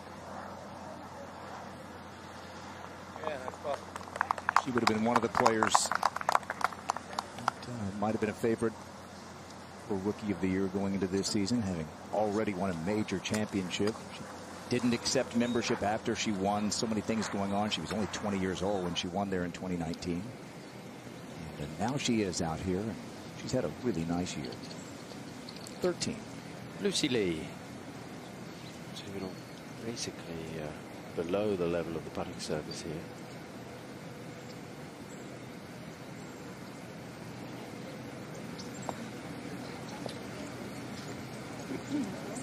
Nice touch from Lucy, and she'll have that to save par.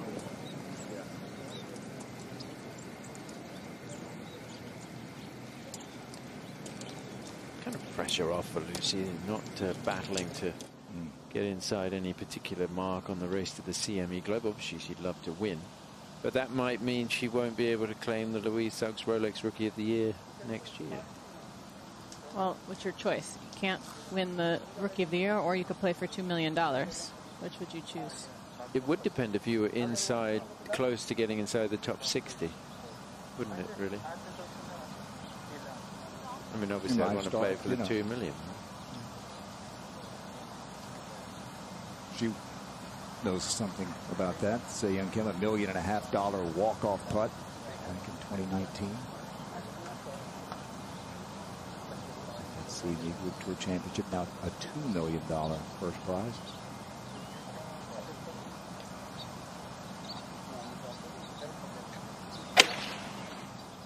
Say Young down the hill at 15. Yeah, it's a good shot.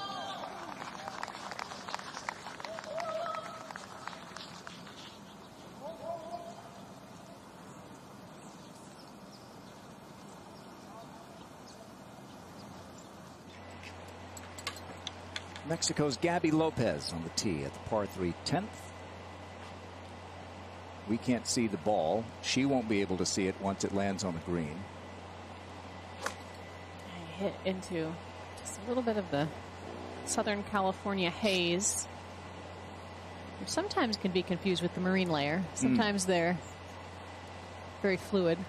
We had a weather delay of an hour 15 earlier today, pushing tee times back, so some bonus coverage for you.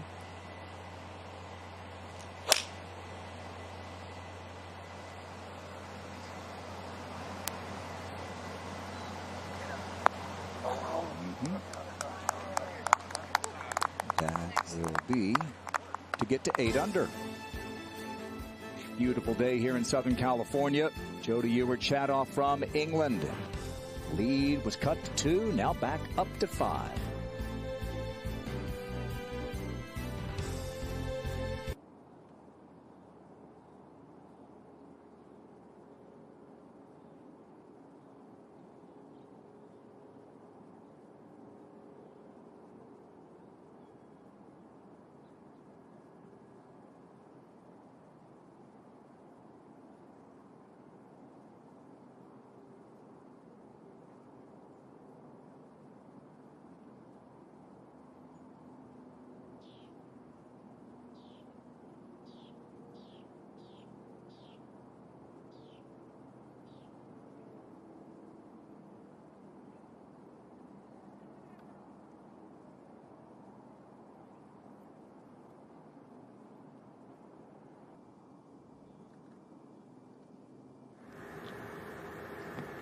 Leading it by 5 on the tee at the par 5 8th, Jody Ewart-Shadoff.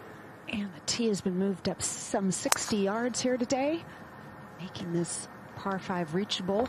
She wants to favor the left-hand side, which she has done. Another very confident-looking golf swing. She's only missed one fairway all week. It happened at the 6th hole today. She made birdie on that hole and then made a birdie at 7. Up ahead of the 8th, Shiyu Lin to creep a little bit closer.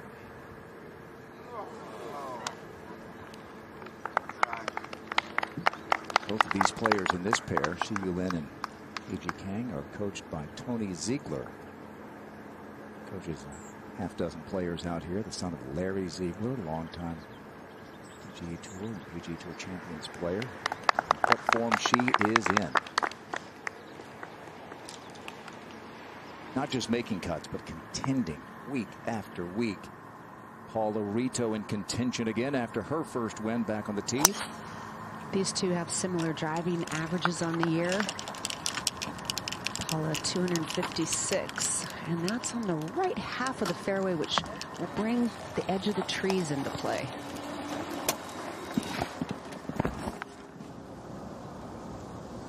At the par 5 18th, Celine Boutier has not dropped a shot today, and that for a closing birdie. She birdies 4 of her last 6 holes to shoot 66, and she is now alone in second. That's taking advantage of moving day right there. He knew it was possible, knew somebody might come out from that pack and go low. Player who finished second last week, Shiyu Lin. This for a birdie at the 9th. Oh yeah, a little movement to the right, but that's a good birdie, and that's 3 birdies in the last 4 holes of the front 9. And Shiyu Lin is once again going to be in the mix to try and win for the first time. It's surely going to happen at some stage. Now this is the 15th. Se-Young Kim. Yeah. They're figuring this green out. It gets her 5 under par. Big week for her as a representative of the sponsor here. They make cosmetic masks to make your skin look young. Eun-Hee Ji, still youthful. 36, a winner back in May at the Bank of Hope Match Play Championship. Her 6th title. It made her the oldest winner on the LPGA Tour from Korea, which I think is a kind of an indication of the fact that so many players from Korea come over, play a few years, and then go back. She has stayed out here and now in her 16th season.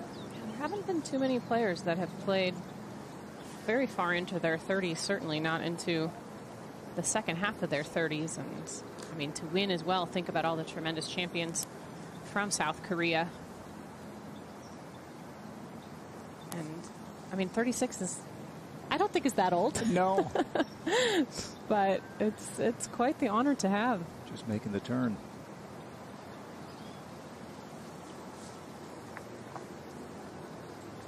A really, really sneaky, great career. She's top 35 in career money, 6 wins, including a major championship. Tied for 14th at the moment. What a year it has been for Andrea Lee, the young Southern Californian whose entire season, maybe career, turned around just down the road at Palos Verdes. She got a sponsor exemption into the event. Oh, what a beautiful shot to end the day. But that got her, finished tied for 5th, got her into the reshuffle, and got into every event the rest of the season. She had lost her card, got it back, and now she's a winner. Pauline Roussine from France is a rookie on the LPGA Tour, played at South Carolina collegiately. She's had a very solid rookie year. Solid really doesn't stand out in this rookie class, incredibly. Jody Ewart-Shadoff, her lead is 4, as it was when the day began. And Kay, how would you characterize Jody's demeanor out there after what has been a couple of birdies here of late? Yeah, it's been great. It's been really calm and confident, even when she wasn't making birdies early. But now that she's made 2, She's taken it up another level. Going for this par 5 and 2, has pulled this 3-wood. Oh, did that? Looks like it's in the bunker. Not what she was looking for at all. Yeah, it's still not the end of the world, though. Got plenty of green to work with on that bunker shot. And it is green high. It's not too long of a shot. Paula Rito almost reached 6, which few are, with fine fairway metal. Yeah, she'll be able to get here. If she can hit a high cut, she'll get closer to the hole. But I think if she can just get this on the middle of the green, land at 225, place 10 downhill. Oh, that's a high cut, maybe cutting too much. Front bunker? Yeah, it looks like it might be in the front bunker, and avoided the trees, though, on the right, which it was dangerously close to. Andrea Lee, the closing birdie. So like Boutier, Andrea Lee shoots 66. She won on the Epson Tour where she began her season, but it was that event that Morgan mentioned where she finished tied for 5th, got back onto the LPGA Tour. Now she's a winner. Could she be a winner again? She's in good shape through 54 holes. Today's coverage is brought to you by Mediheal. Mediheal today, beautiful skin tomorrow. And by CME Group, where risk meets opportunity.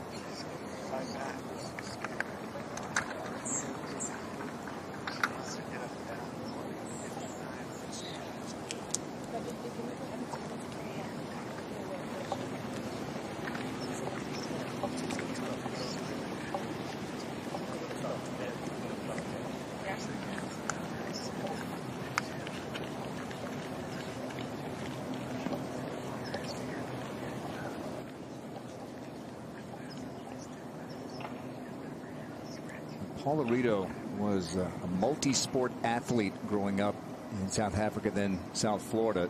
It's being put to the test here, it looks like. Yeah, she had a fried egg in the face of that bunker. Couldn't expect too much out of that shot. That's very unlucky to end up plugged in that bunker. Did pretty well to get it as far as she did, Kay. Yeah, and she, she'll be looking at a 25, 27 footer for birdie. That third shot here for Jody. On the flip side, this is a dead level lie, very clean lie. She has plenty of green to work with. A 25-yard bunker shot. Ooh, caught it a bit heavy. She's could have done better, but her stats in the bunker are not stellar. Only gets up and down 38% of the time. You typically think of that for par, but same situation there. Trying to get it up and down for birdie. Let's look at our insights by KPMG. as they relate to Jody Ewart-Shadoff. She's played really well for more than a decade now. She's had some leads going into the weekend. Can she get there late on a Sunday with a chance to win? Really haven't had many opportunities like that. Well, I think that'll be interesting to see if she does get into that position. If she is able to maintain this lead throughout the rest of the weekend, and what will happen coming down the stretch, 14, 15, 16. We know she has all of the talent in the world.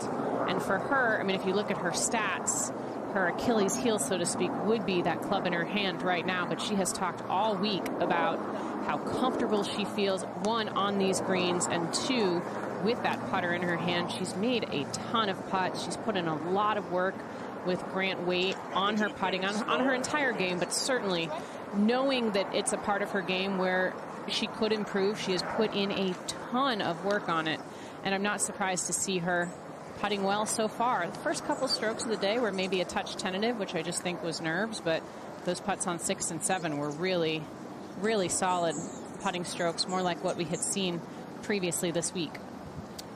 Rito will be first, I believe, Kay. Looks like she's going to go first. They're both fairly close in distance away.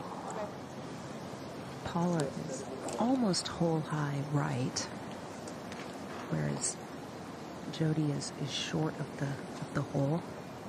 Has a steeper putt to deal with. This one's just sort of gently up the valley. And it may just filter to the right at the end off of a small ridge. It's short of the hole. Get in! Oh. She liked the look of that for most of the way. She made so many of those putts on way to her victory in Canada. Another player who had historically struggled with her putter and really had just an incredible career week putting. And I think it's interesting to see how much more confidence she seems to play with after that week. And she, that week, began working with noted short game instructor Gareth Raflewski and paid immediate dividends. And now with Jody, a birdie putt. This is a player who doesn't have to putt great, right, as well as she hits the ball. She doesn't have to putt lights out to win, necessarily. No, she just has to keep, slightly improving, and pretty much Morgan just be a competent putter.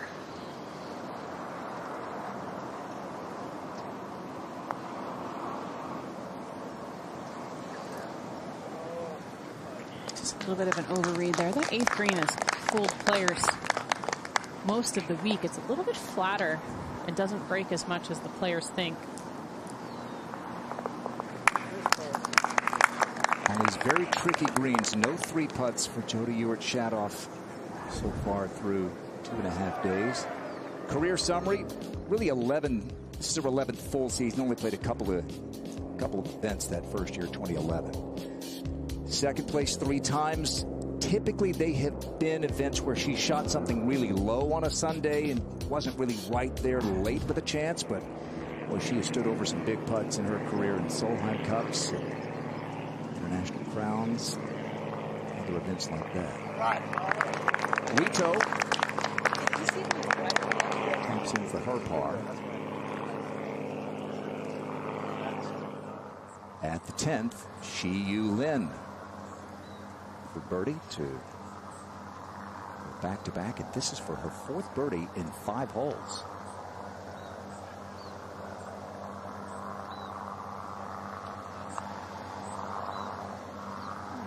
A little bit of a push just off the face. That's a little bit of a pop.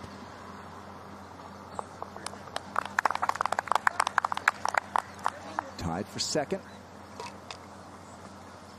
4 shots back. 11.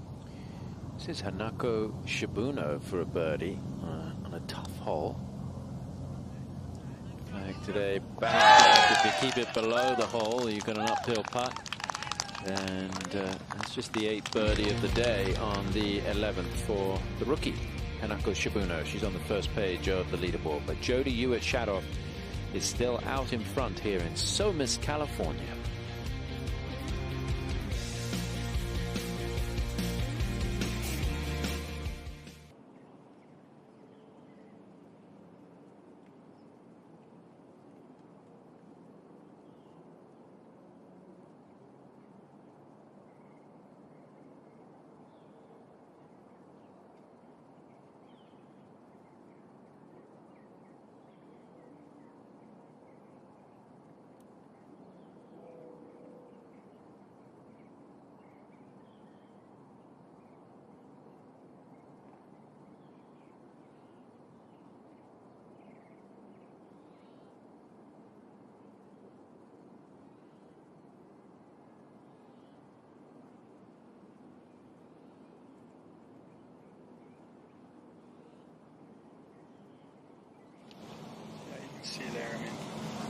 lot of it almost quartering. Just a touch. We're starting to just a touch left, okay? Like a flex. Staying on the hill. What's that? Yeah, perfect. Back on the 9th, we have a top tracer technology here for Jody Ewart-Shadoff and her tee shot. This whole location is very similar to Thursday's. However, the tee's been moved up. The yardage, 26 yards closer. Plays uphill. Wind starting to pick up, hurting a little bit. Jody going with 9-iron. Yeah, slightly different angle with this tee. I can't see anything. Oh, she pushed it. She can't see it. Yeah, I mean, she turned away like it was horrible. It's not that bad. Where is that? I think she was blinded. Yeah. That can always be a little bit of a jolt to the system when you look up and all you see is the blinding sun. Yeah, because you're playing uphill into the sun as well, which makes it even more tricky. And you're hitting a shot which is going to go right up in the air.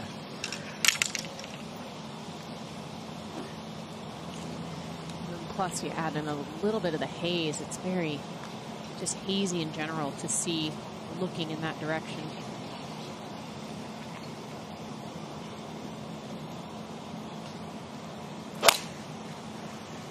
Little controlled swing. Right? Good looking line. She doesn't know where it is, but it's going to be on the green and give her a birdie chance. We will see whether she'll get the pace right. A lot of players have misjudged the pace on this par 3. Well, it was a thrill ride for us yesterday watching Danielle Kang. Really got frustrated in the middle of her second round, fought back with 3 closing birdies, and this at the 18th. That's going to be left for a round of 68. She's tied for 5th. At the 14th, Lucy Lee just turned 20. Very nice. Good putt. Just 11 when she played the U.S. Women's Open at Pinehurst in 2014. Monday qualifier this week, as Tom mentioned. Had a chance to win in the Toledo area. The lead going into the final round, Gabby Lopez, a 63, and charging from behind. Way up onto the hill at the par 3, 10th, Eunhee Ji.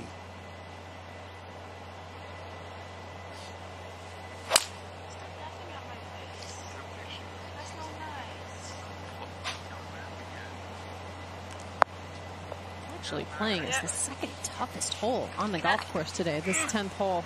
No players needing to start on 10 today. Is everybody going off of the first tee? But it's a little just an uncomfortable type of a hole.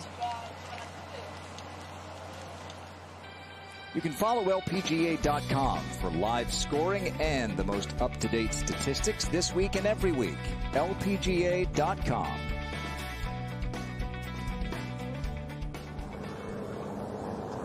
Up to the minute leaderboard has Jody Ewart-Shadoff up by 4. Contenders from Inverness a couple of years ago. Danielle Kang, who won it, Jody Ewart-Shadoff, Celine Boutier, all in contention here. That was a first-time event, first-time course, just like this one is. Players seeing it for the first time in competition, and no one's been better than this woman. Jody trying to get the line right, but also, Kate, got to get the speed coming through the fringe grass here. That's kind of crucial from what we've seen so far this week. I completely agree with pulling the putter out, but it is going to be inconsistent and a little bit of a question mark how it rolls through this first 3 paces or so, and then you've got another roughly 3 paces to the hole, kind of equidistant going over the closely mown, and then once it gets on the putting surface, it'll smooth out.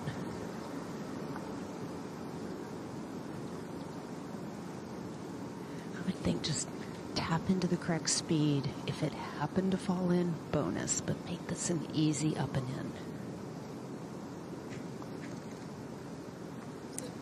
It's good to see it. We've seen players just knock it too far by, and that's going to add some pressure. Back-to-back par 3s. We did ask yesterday for folks to chime in on social at Tom Abbott GC. And I was reminded, of course, Cypress Point has back-to-back par 3s at 15 and 16. I'd love to see it. Also, the Pines course at Seaview. We played it. The other golf course from the course they play the tournament on, the ShopRite LPGA Classic. That has back-to-back par 3s. There are a couple more. There's one in Burbank, one in Pennsylvania that I was reminded of. But if your course has back-to-back par 3s, tell us. There just aren't that many. Well, we talked about Quaker Ridge, which is up there in Scarsdale. Yeah. It is an oddity. And these 2 par 3s are so different. The next one is the hardest par 3 on the golf course, so you want to take advantage of this one before you head across the parking lot to the 10th. This putt has a little bit of, it's going to try to move a little left to right. See if she gets this to the hole. Yeah. Oh, she did. What a 2. Dialed in there. You're going to see a 2-shot swing because Jody still has to hole her putt for a par. And Puerto Rico in that group at 9 under par. So let's see if Jody can make a 3. Kind of the first big stress that she's faced today. She missed the green at the 3rd hole and just clipped a little wedge beautifully, led to a tap-in par. But this is the first sort of grinding par that she's looked at. She needs to be aggressive with this one, Kay. This is back up the hill. In this direction, we've seen a lot of players leave this putt short. Good aggressive stroke here. Yeah.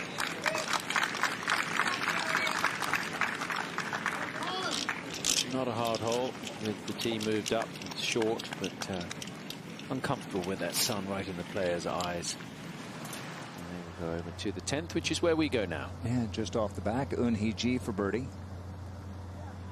Just have a little bit of pace to it at the end of the putt here. Well judged for speed. A couple of players said that this course reminds them a touch of Aviara, where Eun-hee Ji won a few years ago, one of her 6 victories. Beautiful down there in Carlsbad, California. Gorgeous here in the Rock Garden, just a few miles away by the Pacific Ocean. Jody rolling hers beautifully. Par the 9th, up by 4. In the sunshine, where the days are longer, the nights are stronger than moonshine.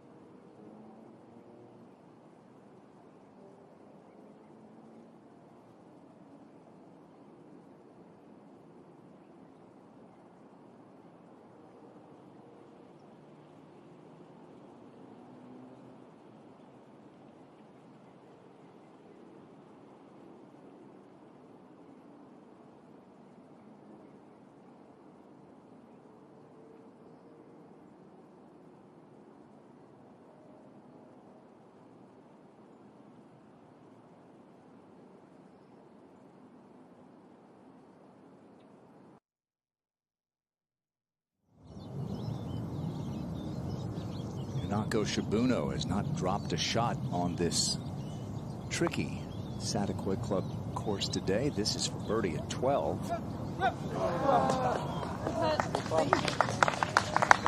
Tied for 7th, 7 under. As we take you back 1 to the 11th. And Shi Yu Lin with her second. Ball slightly below her feet here. Should leak to the right. She didn't like it, but yeah, just didn't quite strike it because she's left herself quite a way back. Uphill putt. Lucky that ball stayed there. They could have come back off the green. What an absolutely gorgeous look. As, our man Ricky Lee Hill gives you what the players see when they stand on that 10th tee. And off the impressive birdie at 9, Paula Rito. Yeah, you're perfect right there, yeah. As the box. So 90 feet downhill. The players can't see it really after what, about 2/3 of the way, Kay? Yes, they may be able to pick up how it lands today a little bit better because the flagstick and most of the green is now shrouded in shade, so that white ball will stick out a little bit, stand out a little bit better. But boy, this is a nervy shot. The wind had died down. Now it's picked back up, hurting. That's an 8-iron that she launched really high, but pulled it, hoping to catch some of the green. Oh, that's going to leave maybe one of the longest putts you can possibly have on this golf course. I think she pulled that, Morgan, and that hurting right to left breeze exaggerated that shot. See how it's played this week. 4th toughest. She did have that, drop shot at the 3rd after a long putt. Now Jody, how about that front 9? With a 4-shot lead, she makes the turn, still up by 4. It was a really solid front 9 and a great up and down at the last hole. She's going with 1 club more, 7-iron. Maybe take a little something off of this. Boy, that went awfully high as well. Wind picking up. All right, that'll be okay. Sure. On the green, right? Yeah, it is on the green. It's still hard to tell. Yeah. Just keep ticking off holes a little closer to the finish line. And still up by 4 to 13. A top tracer technology on the tee here at 13. Let's see if we can see the ball flight of Shibuno. She's set up well open with her stance, Tom. Still hits a little bit of a push draw.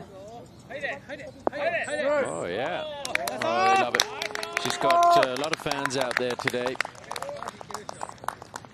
A lot of the Japanese players with support here. There's a strong Japanese community in the LA area.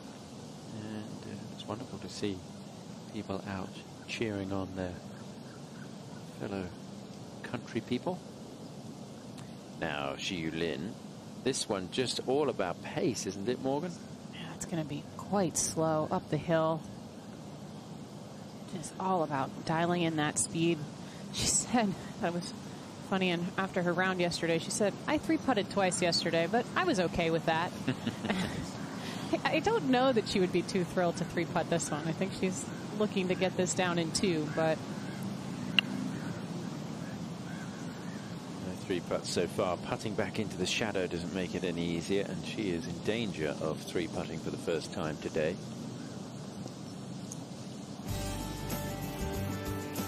And we had a 75-minute delay earlier because of fog, so players are going to be pushing into the darkness tonight.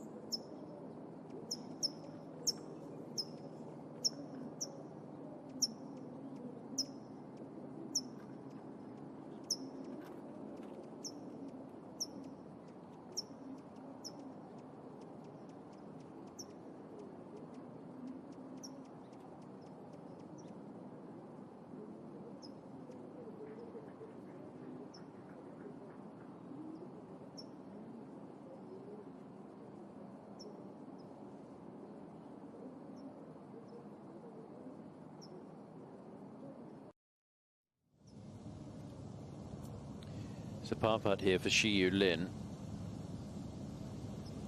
This one's going to be slow too, Tom. And it is the dreaded 3-putt that she talked about keeping off the card today. So she will fall back to 8 under par.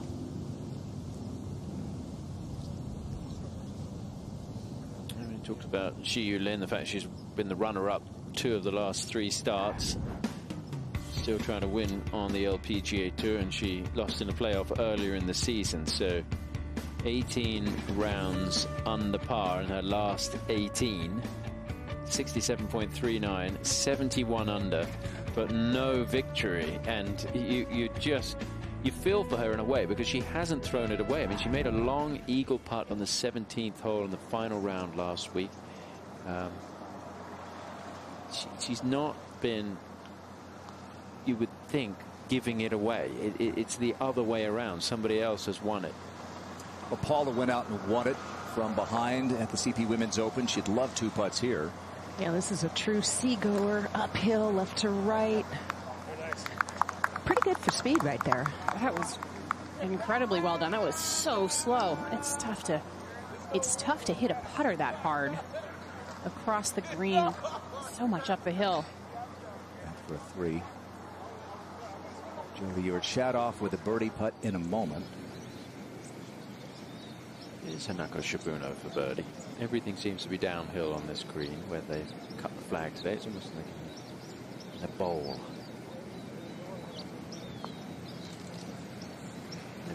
Maybe not that downhill. The Tui. The Japanese players, they do have some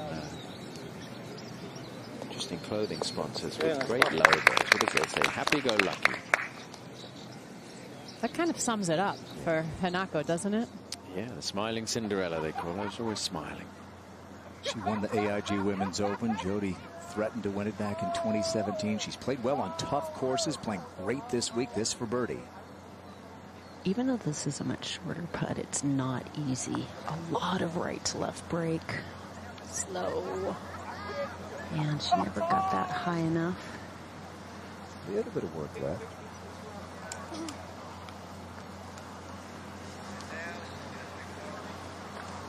Late afternoon Poano. It seems like, we keep harping on that when we play out here in California, but it's because it's a real thing. It's because it's a real thing. It can really it can create all kinds of reactions. It can drive you crazy. Kay, it never drove you crazy though. You know how to putt Poana greens. Yes, I grew up on them. I lived and died with them. They can be so frustrating, but you almost have to have a little bit of a laissez-faire approach and a cool confidence. You cannot force the ball into the hole. You have to just start it on the best roll you can, trust the line, and if it happens to bobble and miss, don't hold that against yourself and don't let that lessen your confidence. Yeah, it's really easy to lose confidence quickly on Poana greens. I think that's why it's so frustrating. But Jody keeps one after another. Really solid from short range. You almost have to just respect the inconsistency. I mean, when the great NB Park says, hey, you're not going to make them all, and she did about Aviara, you say, well, that's probably what all of us should think. Her mentality is so perfect for putting. It's like, read it the best you can, tap into the speed, send the putt on its way, and see what happens. Now, let's not overlook what just happened there. The 9th and 10th, really steady par saves for Jody, who has not putted well, especially the last couple of years. Really hanging tough. And that was a heck of a 2-putt for Paula Rito as well, wasn't it? Really, really solid. She said that she's been working a ton with her speed drills this week, and it sure paid off right there. To 12, Shiyu Lin.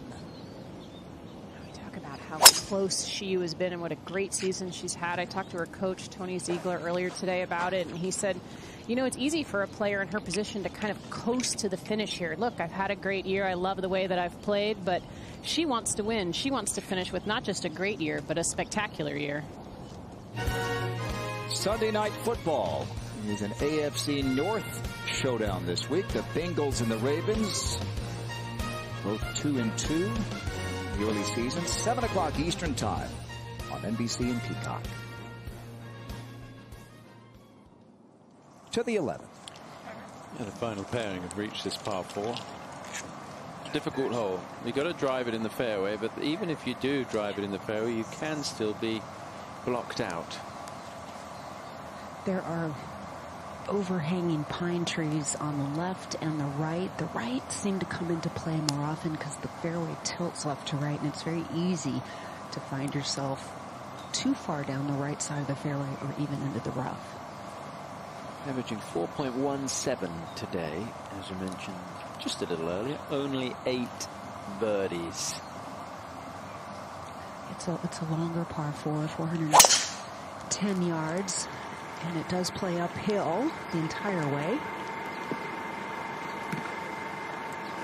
That's going to feed off that left to right ridge that you mentioned, Kay. It's a pretty easy fairway to hit when you look at the stats. 94% of the field hitting the fairway here, but the PGA players are very accurate. Now Jody. Well, the left half of this fairway is so tilted left to right that it's virtually impossible to find the left side. You just utilize that slope to feed into the middle or right side. She liked that one. Yep. Down the middle, depends how it kicks. I just really love watching her balance at the end of every single swing. She doesn't lean. She doesn't, hoping it's going one way or the other. She's just so beautifully balanced. Another incredible golf swing. Yuka Saso, 45th in the race to the CME Globe, got off to a really good start this year with a couple of events in which she was in contention. Did play her way into the final group at the Walmart Northwest Arkansas Championship a couple of weeks ago, but she admitted it has not been the season that she hoped for. Yeah, I think it's tough, coming into the season as the reigning Women's Open champion, and just a lot of expectation on you from not just yourself, but people back at home, and there's a lot of pressure. She was 20 when the year began. Now a 21-year-old major champion, finding her way now as a member of the LPGA Tour.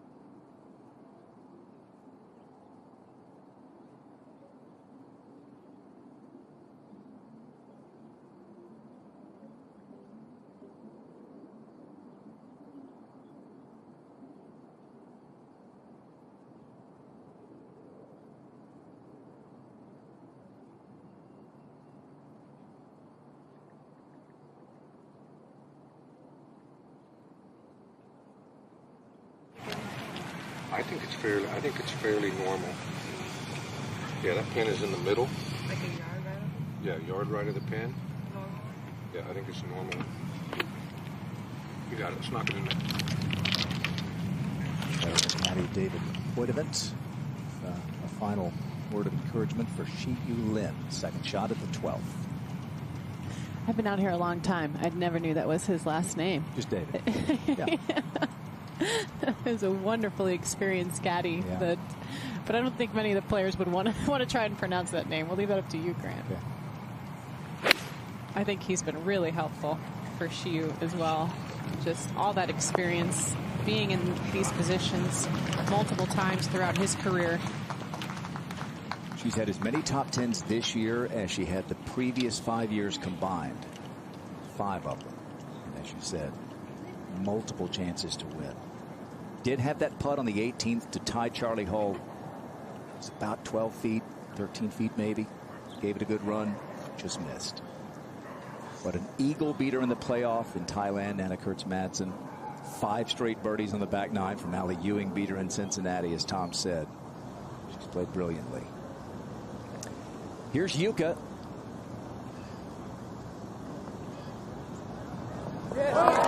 Closing birdie for Sasso. Seeing some good play from her after a tough summer. Yeah, I wouldn't be surprised to see her play well coming from behind tomorrow, not being in the lead group like she was in Arkansas. Kind of similar to how she played at the Women's Open when she won. Yeah. I mean, yeah, like ever so much, right? Yeah. So I like just starting it like just right in the play. Yeah. Okay. Just a smooth one, yeah. Yes. She's got her instructions here, Kate. It was hard to tell. It looks like there's just a teeny bit of smattering of mud, smeared mud underneath the ball. And she's going to go with a 5-iron. And there is plenty of room to the right of this flagstick. No tree trouble, Kay? No.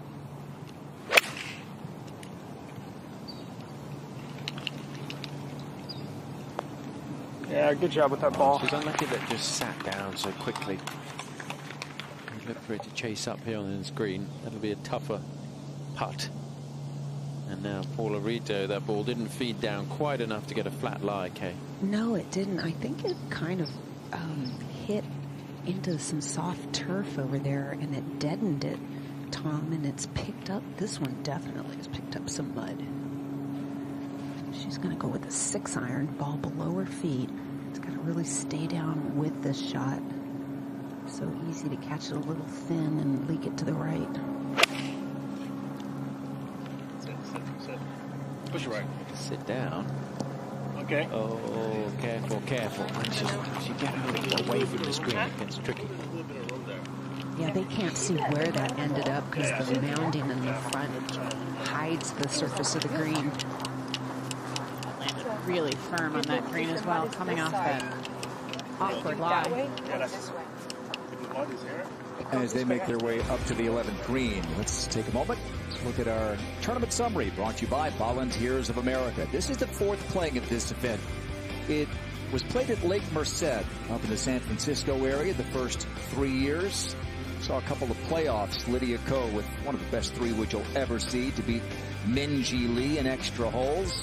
And then the next year, Se Young Kim won in overtime. Wasn't played in 2020 because of COVID. Last year, Matilda Castron. It was the week after Yuka Sasso won across the street at the Olympic Club.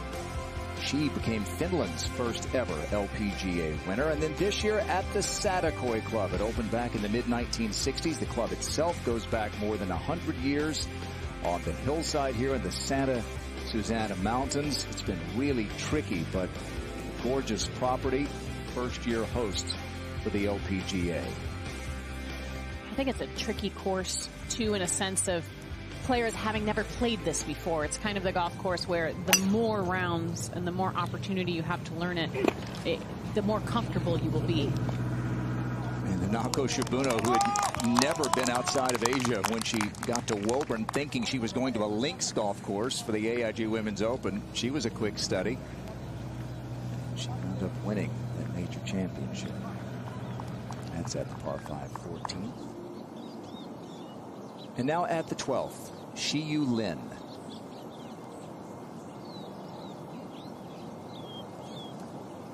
This would be a big putt, bounce back after that 3-putt on the last hole.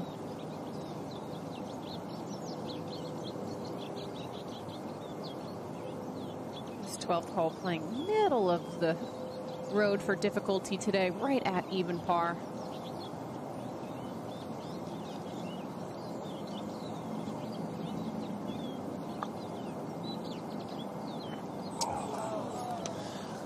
Just ran out of a touch of pace there. Needed one extra revolution of pace, and I think that would have caught that left side. Said she was joking with her coach, Tony Ziegler. How high of a world ranking can I get without a victory? Well, right now, she's the highest ranked player in the world without an LPGA win. 17th. 11. And Paula Rito's 3rd. Yeah, she tried to trundle it through, but I think she took too lofted a wedge there. Should have shut it down a little bit or a lower loft. There's really not a lot of greens to work with, Kay. No. But she was trying to land it about 3 feet short of the edge of the green and let it trickle on. She was almost kind of trying to go in the middle, Kay. Not quite committing to the high shot, not quite committing to the low shot, and that usually doesn't work out very well. Jody's had some back problems in her career. It was at the Mediheal Championship in 2018. She had to withdraw and take a couple of weeks off, and her back had just locked up, bending down. And then the next season, she suffered issues in Houston, a keyhole procedure in August of 2019, and that enabled her to play in the Solheim Cup. And then last time, a couple of years ago, at the KPMG Women's PGA, she injured her back unplugging a charger from the wall and had to take 3 weeks off. So, Kay, she's a player that has been susceptible to these back issues. Certainly, and that can just halt your momentum, take away all your confidence. You can't execute the shots the way you want to. And Morgan, I think it's a big deal for her to be healthy this year. And then that with the combination of working with Grant Waite, it has been a wonderful tandem. Yeah, and Grant even said that the back issues were really caused by a little bit by her golf swing, by putting too much compression on her spine when she'd come down and through the ball, and they've really worked hard to make her golf swing also more efficient and take pressure off of her spine. So she doesn't keep falling into that trap of re-injuring it. Excellent. Not too many golfers that go without some back pain at some point in their career. A baller for a par. Yeah, this is a 12-footer. Just, it looks like it's kind of goes a little uphill then downhill, so overall pretty flat. No, didn't hit it. Still got mud on the ball there. I wonder if that played a part in the putt. I think it did affect it. She was just off the green, not able to clean it. So you mentioned it all the way back in the fairway, having mud on the golf ball, and it just never came off. This is an eagle putt at the 14th for Hinako Shibuno. Slow, slow, slow putt up that ridge. That left for a birdie. 11 again. Yeah, Jody just to tap in for par. Ooh. It's in the bottom of the hole now? Yeah, in the middle at the bottom. That's all that counts. Well, Jody's been solid. 2 under for the day. She leads by 4 here in California.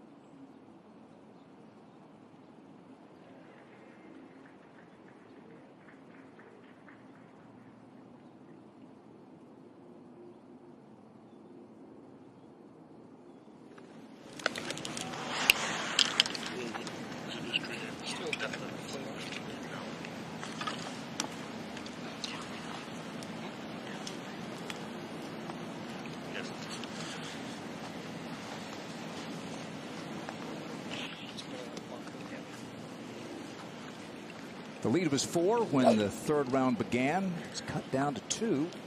It's at 4 at the moment. Jody Urchadoff on the tee at the 12th. 3 wood's the play here. It's a short par 4 uphill, and the main objective is to stay short of the bunker that's on the left 260 yards away. No need to hit driver. This tee shot on the 16th looked quite similar. Dog legging left to right up the hill. Beautifully done there. Morgan, I like the course in the way that it demands driver on certain holes, but other holes gives you options. Yeah, and it has a lot of par fours, especially that move in multiple directions. It's not, I don't think the course is built for a fader or for somebody who draws the ball. You really have to be able to maneuver your golf ball both ways. You can get away with the straight ball and play conservatively. Oh, that well to the left, going to find the left rough. Or like you said, work it against the slopes if you really want to get it in close. Let's see if she elects to take the lead there. She may be standing on the cart path. Up at the 14th, a two-putt birdie for Hinako Shibuno, maybe? Okay. Tied for fourth.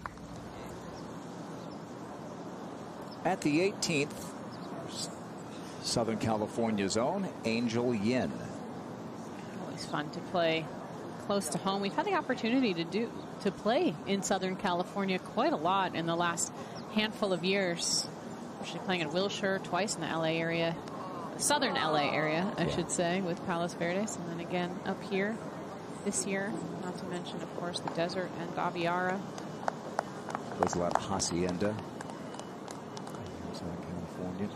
She looks a little bedraggled there. She walks off the 18th. 13. Shi Lin on the tee with a 6-iron. Good line. Aggressive line, Tom. Over the flag, so it's going to be about speed from there. A lot of players try to bank it in from the right, but it just doesn't really move in enough to get it to roll down towards the hole. Let's go up to the 18th. Yeah, and this has been a great story. Ecuador's Daniela Darquea, you see 62nd in the race to the CME Globe. It was a second place finish in Portland that moved her from outside the top 100 well inside of it. So at that point, she was just trying to get her card. Now she can think about the CME Group Tour Championship. She was so impressive that Sunday in Portland, coming down the stretch. I mean, making that huge putt on 18 to finish solo second, and played like a player who'd been in that position multiple times in their career. We had not. There was a point in time when she wasn't sure if she should just commit to the Epson Tour for the entire season.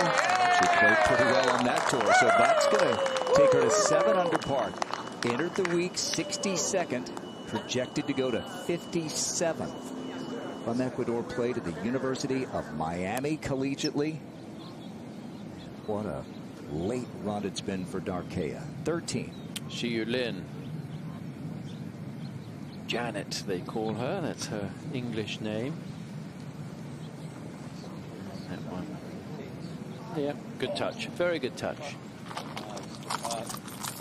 Talk about a player who's not won yet this season, but still, at the moment, with her position on the leaderboard, projected 7th in the race to the CME Globe. So climbing up those rankings, and as an aside there, a joke with her coach, trying to see how far you can get up without winning, but eventually you want to win. To 12, the second for Jody Ewart-Shadoff. After a well-placed tee shot, 128 yards uphill, plays 6 yards up. Going with a 9-iron. Just a fraction of a tug, looks like. Just a fraction. Yeah, usually when you tug it, you get a little bit more out of it. She ended up just a hair long. She's missed just one fairway. There have been 3 players who haven't missed any. And if you're not an LPGA fan, you might not immediately know this, but tell me if any of these surprise you. Mina Harrigai, Mo Martin, and Dana Finkelstein. But none of them have missed a fairway yet, and it's not a surprise if you follow the LPGA. The only one missing from that list is Andrea Lee. Yeah.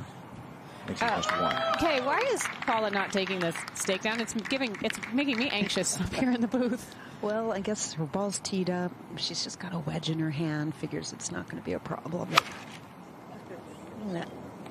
didn't sound real solid, like she caught it high on the face. Gonna work out. There's no spin coming out of that rough. That was awkward looking. It's not that hard to take the stake down, just to give you a little bit of a better visual. Yeah, maybe. All right, so Jody just off the back at the 12th, but leading it by 4.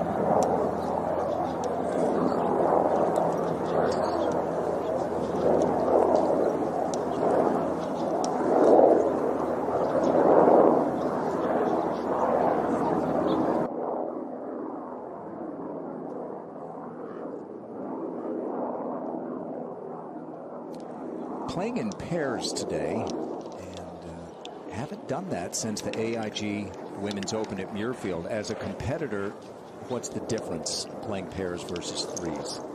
I would always prefer to play in twos. I mean, one, you're spending usually 1 hour less on the golf course. It just goes by a little bit faster, but it is a different rhythm when they have played in threes for so long. It's just a little bit of a different rhythm out there. You end up playing a little bit faster, have a little bit less time to recover in between each walk. Okay, you're a great match play player. Did you like twos versus threes? Love twosomes. Even when you're playing at home casually with friends. Nothing better. All right, how about this third for Jody? It's difficult. It's going to be hard with the break left to right and then kind of uphill initially through about 6 paces of closely known area. Then it goes downhill once it hits the putting surface. Hopped quite a bit at the start. Yeah, but that's going to be just fine. Yeah. You almost have to play for a little bit of a hop through these fringes, just with a little bit of grain. We mentioned at the top of the show, it's been a big year for first-time winners. There have been 9 of them. The most there's ever been in a season was 11. That was back, goodness, nearly 30 years ago. Take a look. Leona Maguire, first ever winner from Ireland on the LPGA Tour. Some of these are not surprising at all. Maya Stark was a non-member. She was on the LET when she won in Northern Ireland there. And then look at the last 2 contending here this week, Rito and Lee. Also shows what a win like that does for players' confidence. Yeah. All right, here is Rito. Birdie attempt from maybe 10 feet or so off the green. Yeah, it's downhill the entire way. Ooh, good line. Has she done it? Yes, she has. How about that birdie, guys? That was just phenomenal. Beautiful stroke. It was cool the way that the shadow of the flagstick, we could tell that it was right on line the whole way. He left the stake in the ground. And you count that one. Count that one as a no putt. Yeah. Missed the fairway, missed the green. No problem. Easy. How about the touch of Jody Ewart-Shadoff? Really all week, no 3 putts. And that was delicate, wasn't it, from behind the 12th? It was, and she's just talked about really an overall confidence with every aspect of her game, but in particular, comfortable on these greens.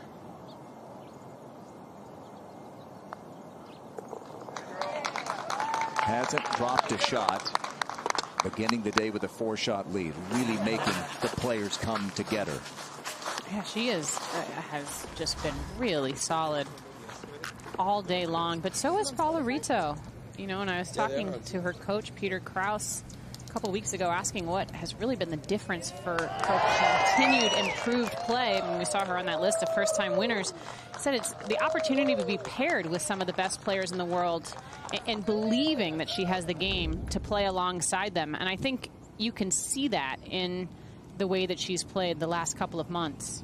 Shiyu Lin on the tee at 14. Loses their sunglasses. Heading up a little up the left. It's about 260 through on the left there. That should be just fine. Some fans may not know, but you start playing well, you start winning, and you get put into those marquee groups, sometimes for the first time. Tanaka Shibuna just off the green here at the 15th.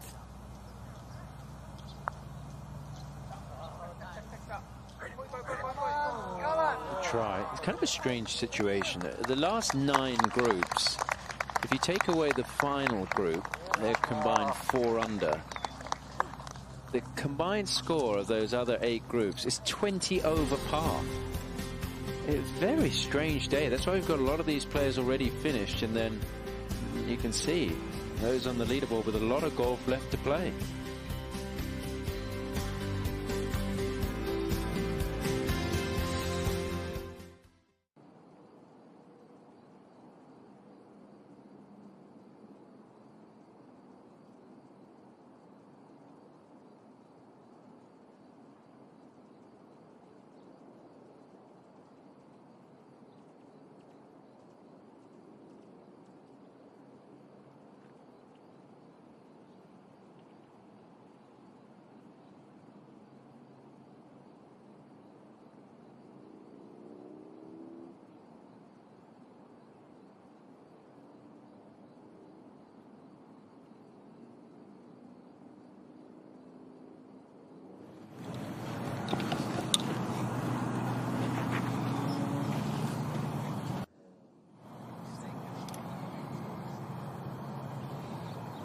Second shot at the par 5 14 for Shiyu Lin. Definitely has the firepower to get it close, if not on this green. The whole location all the way in the back today. Not sure she can get it quite all the way up there. Oh, that landed so soft. Beautiful shot, though. She'll have that slow putt we've seen quite a few players try to navigate today. To the 16th, and again in the fairway, Mina Haragai. Again in the fairway. Yeah. It's the what? Oh, wow. And almost in the hole. I mean, that's just the bread and butter of Mina's game. She's so accurate, both off the tee and into the greens. Just such a repeatable golf swing. She'll pull that a good 4 inches as we take you to the 13th. Paula Rito. It's par 3 playing a little easier today, Tom, in that it's about 20 yards shorter. Is that a marine layer just blowing in, Kay? It is. That's not good news because these players are trying to finish tonight. They were delayed earlier because of the fog this morning. And so any kind of marine layer, you can see that haze there coming in. That means there won't be as much daylight, and it is going to be pretty tight. What do we have, about an hour? Well, 6:30 is the daylight. If you're watching this on tape delay, it doesn't help you very much. But if you're watching it live on digital, it is 5:30 right now. So got an hour until sunset. We've got our top tracer technology here.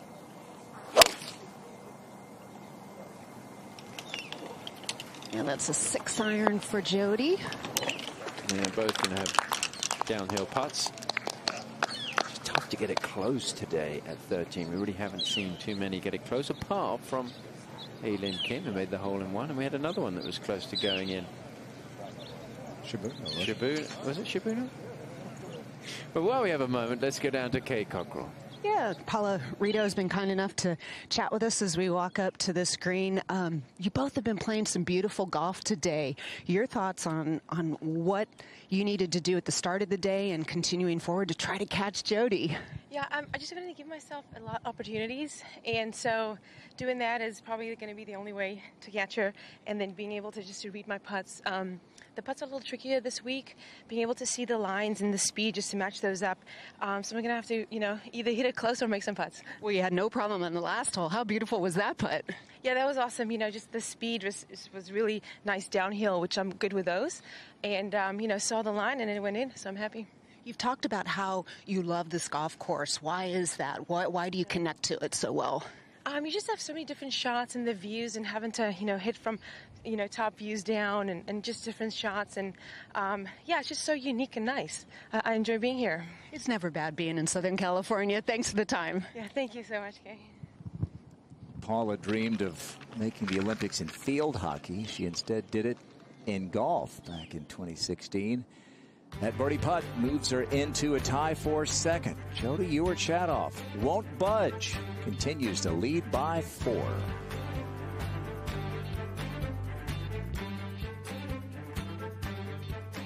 Today's coverage is brought to you by Mediheal. Mediheal today, beautiful skin tomorrow. By Wynn Grips, the best grips in golf. And by CME Group, where risk meets opportunity.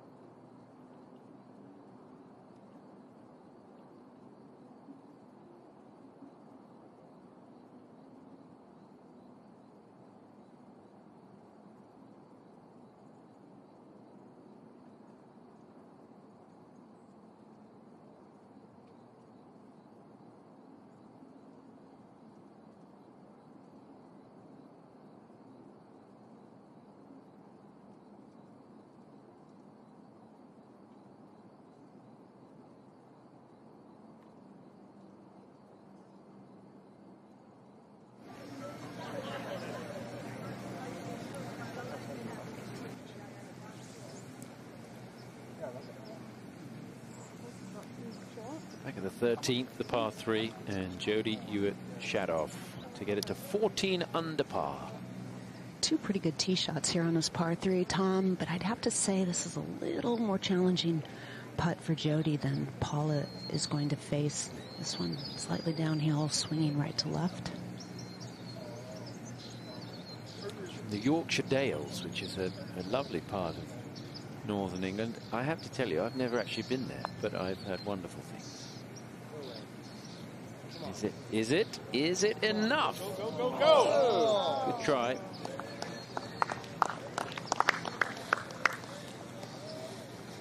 She's just played really solid golf today, Tom. She's had a couple of, you'd say, those putts on 9 and 10 that were solid par putts, but for the most part, she's made it very easy on herself today.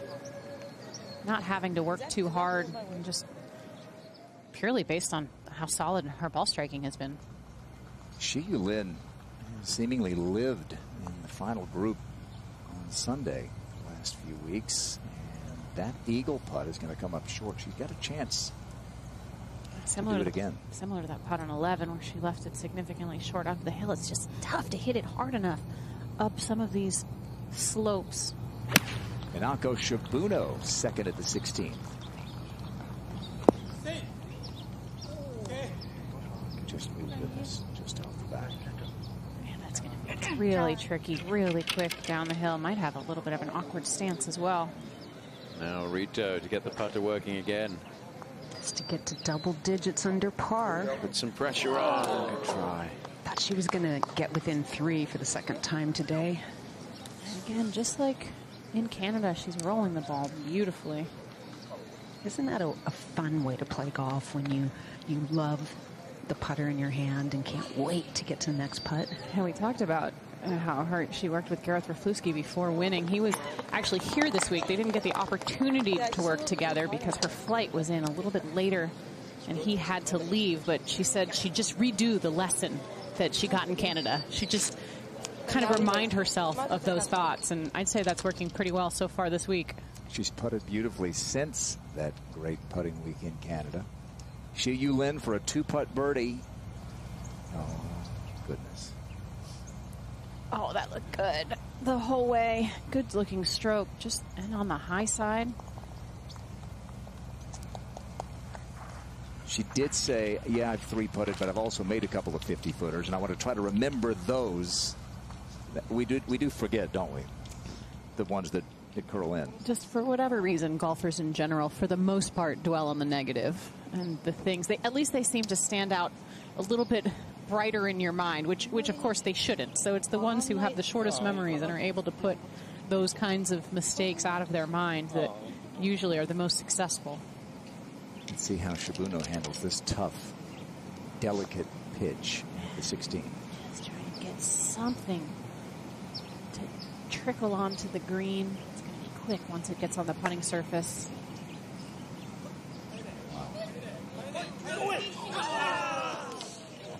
Gosh, even still, that carried so much pace, but that was beautifully done. That's the place you have to err on. You don't want to leave it still up on the fringe, try and be too cute with it. That was very well done.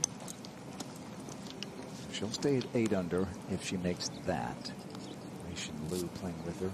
Wei-Shin China like Shi Yu Lin.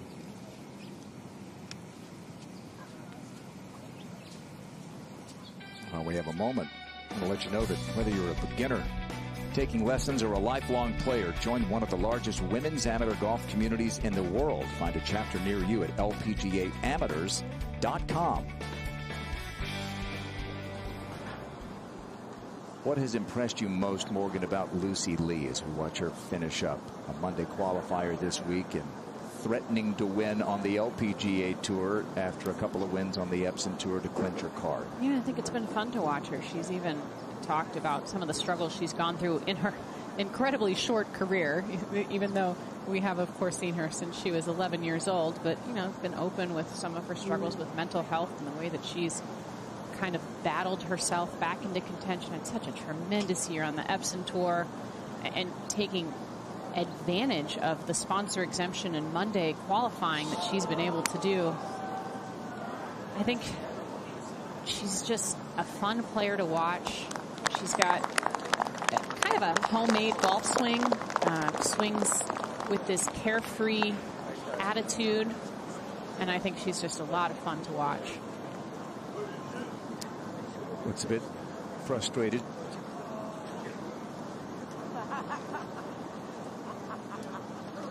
.74 for her. All right, on the tee at Cliff's Edge, this par 5 14th, and Paula Rito. The players are not paying attention to that barranca on the left, instead looking at the group of pine trees in the distance and really taking it at the right edge of the pine trees because they know that the right side of this fairway kicks right to left. Well, that's a beauty. Take that all day long right there.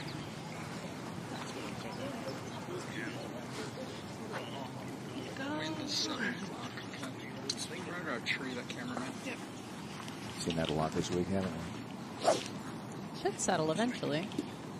Is your driving distance, is it measured from how far it goes at the beginning or where it comes to rest?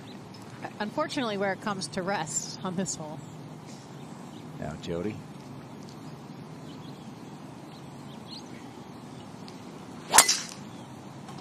Equally as gorgeous.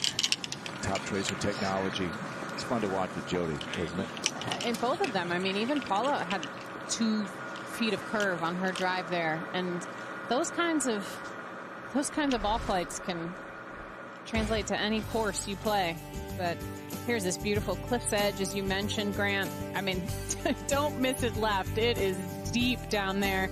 Most players playing well out to the right. As we saw, the fairway has a lot of slope right to left, and as Kay mentioned, it's a very reachable par 5. It's playing at 476 yards today. The second shot playing about 10 yards uphill. Hole location today all the way in the back right. Tough to get it close on the second shot, but it is playing as the easiest hole on the golf course all week. About a half a stroke under par. Yeah, and there you see the numbers. No eagles today, though, yet. There's one group left. If the hole went the other way, amateurs might never finish this hole. I don't see as many amateurs hooking it as sending it the other way. How about the fairways hit for Shi Yu? Very impressive. highest point on the golf course, the 15th tee, and Xiyu Lin has found the fairway that's up among the avocado groves. Are they avocado groves or orchards? Sure. Both? I'm not sure. I only have one tree in my yard, so it's just a single avocado And tree. are you seeing a fruit? Yeah. So to speak. Par putt for Shibuno. How about that up and down? Wow. Happy-go-lucky. That's kind of Shibuno, isn't it? The smiling Cinderella. Bogey-free. 8 under. Tied for 5th. Fun afternoon here in Southern California. Jody Ewart-Shadoff up 4.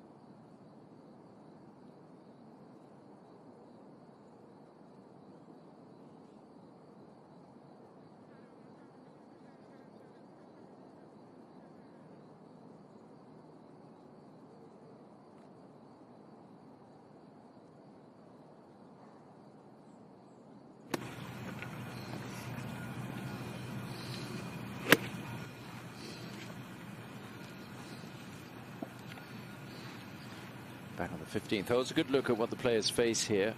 I think this is one of the prettiest holes out here. This is Heiji Kang.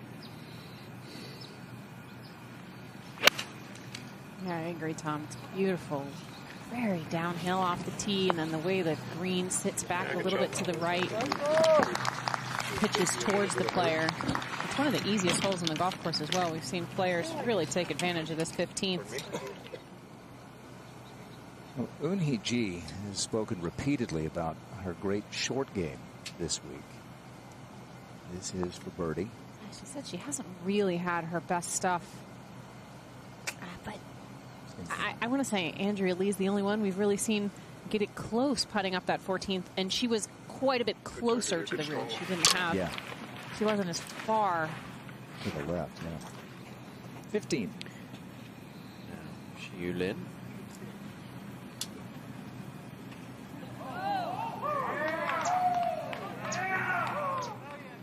When the wind dies down, it's very still out here. You can sort of hear everybody. Judging by that follow through, that was just a little bit late through the transition. That's okay. Chance for a birdie. And back up the other way at 16 and then down the canyon at 17. Heading towards the clubhouse.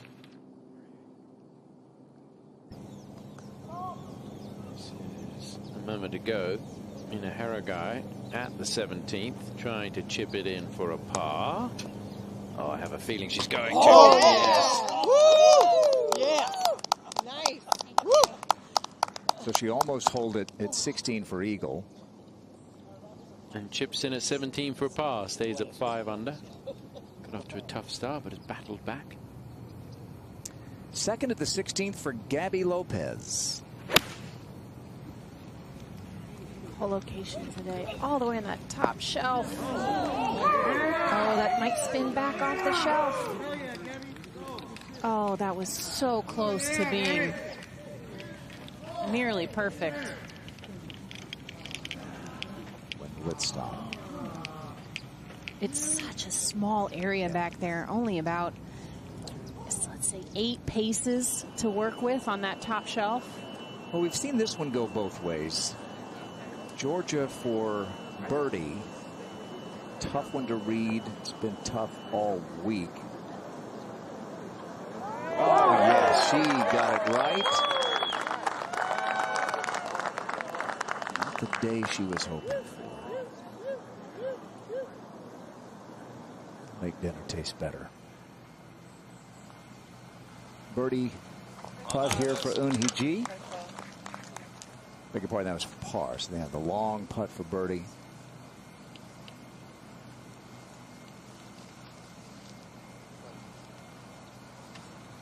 Only had one bogey through the first 2 days. A couple in the first few holes, but as that green clears, the final pair will get ready. Paulito went to Purdue, won a team title there,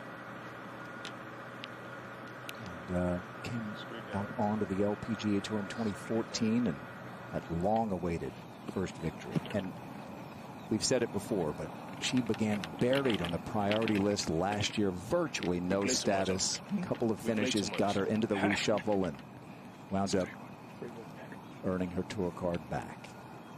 So hard to do.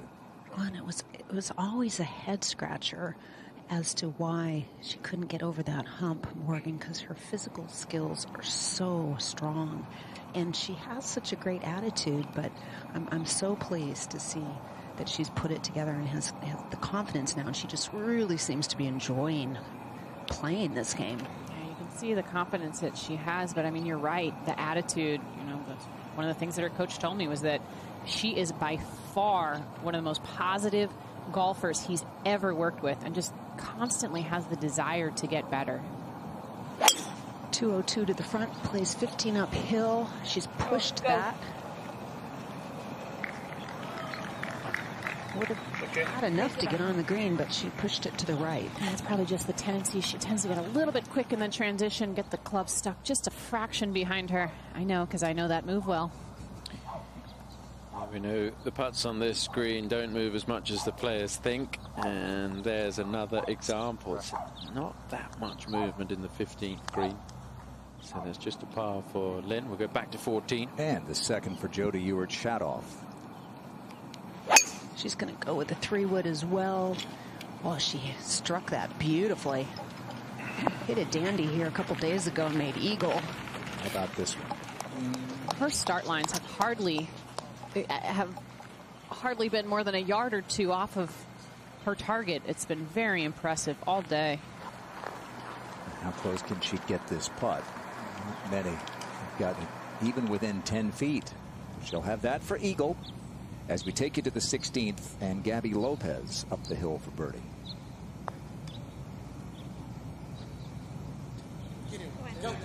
Yeah! Okay. She said she had struggled from last week in the Dallas-Fort Worth area, trying to get the speed right this week. Got it perfectly judged there.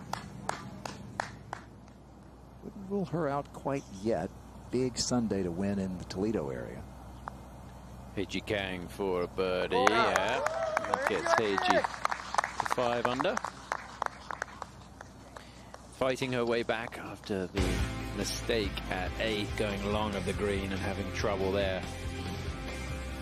Plenty of rounds in the 60s on that first page of the leaderboard here at the Satakoi Club.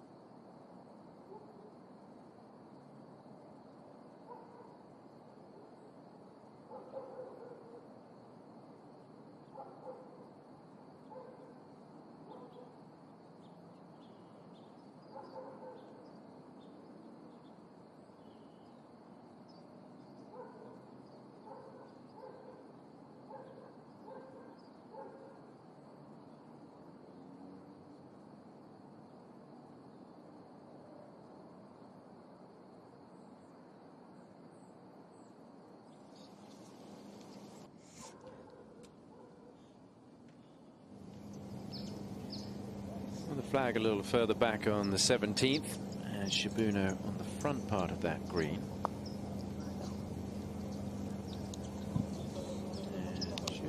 Just going to run out of steam, so Shibuno not guaranteed a four just yet on the 17th hole. She's 3 under for the day. Remember, there's a par 5 to come at the 18th, and Shibuno has a chance tomorrow if she can get it into the clubhouse on 8 under or better. Well, we saw Andrea Lee struggle from over here earlier. Took her a couple to get on the green. How about this lie for Rito? She's opening this 60-degree quite wide open, making it more like a 64-degree lofted wedge. Needs to pull off a nice flop shot off this tight lie and carry it over the mound. A little clunky, but yeah, got that to spin.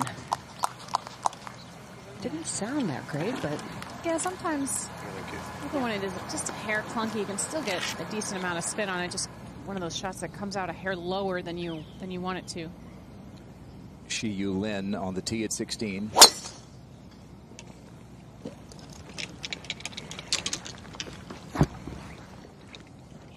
Just fine. The 16th fairway is quite the valley effect. Just really got to do your best to avoid the divots here. Talked about playing in pairs today. They will play in threes tomorrow. Don't want to risk not finishing tomorrow night in case that marine layer rolls in again. And now Jody Urchadoff, a long, slow putt for Eagle K. You can say that again. Uphill the entire way, pretty steep the first half of the putt, maybe 3/4 of the putt, then it plateaus at the top. But it will still be uphill. See if she can get it there. No. Right where almost every single player has hit it about that 10 to 12 feet short. It's almost like the transition on that one was a little quick. It lost some fluidity in that stroke. It's like putter's not quite enough club from down there. 17. Shibuno for par to stay at 8 under. Hey. It's quite important that they finish tonight, because if they don't, and then there's a delay in the morning again, as the forecast is calling for, they're going to have to finish the 3rd round before they can tee off and get all the tee times set for the final round, and that could be a problem. So the marine layer coming in here and things getting a bit darker is not helping the proceedings. I'm really surprised that they had a fog delay, because we're inland from Oxnard and Camarillo and Ventura. Usually that thick, I can't see where the ball is going fog is more right on the coast. Oxnard about 20 minutes to the west of here. The clouds that are coming in right now are the higher marine layer clouds, and it's just obscuring the sun and starting to make it dark much quicker. Just to avoid her first 3-putt of the week. Oh, yes. How sweet was that?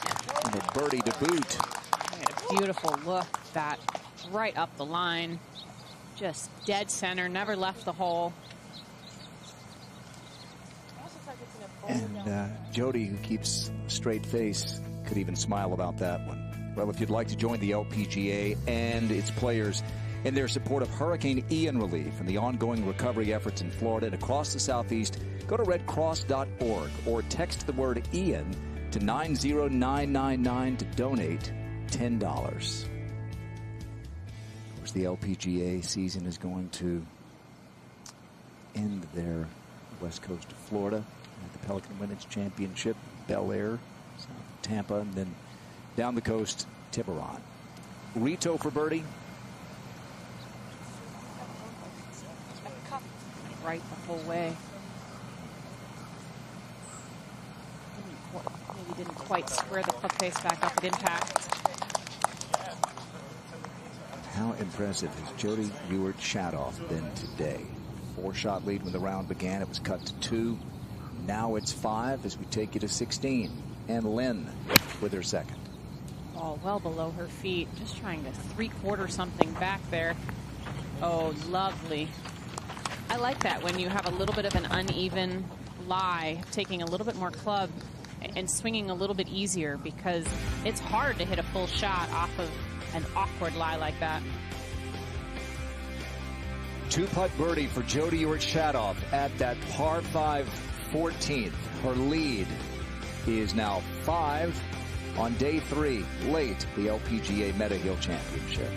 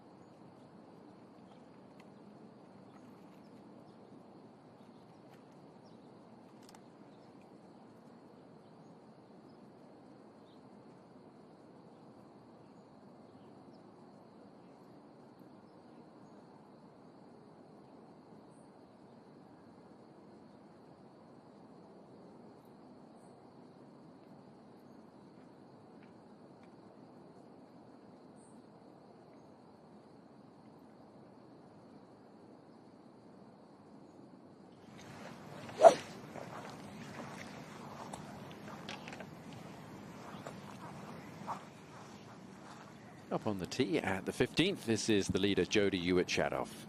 Hitting from this elevated tee down to the fairway. 250 to carry the first bunker on the right. 280 to that second one. Plenty of room on the left-hand side. That second one just coming into play, but I think it's going to stay short. Yeah.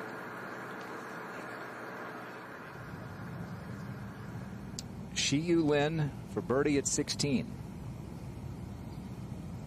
Quick putt down the slope. Just get it started on your line.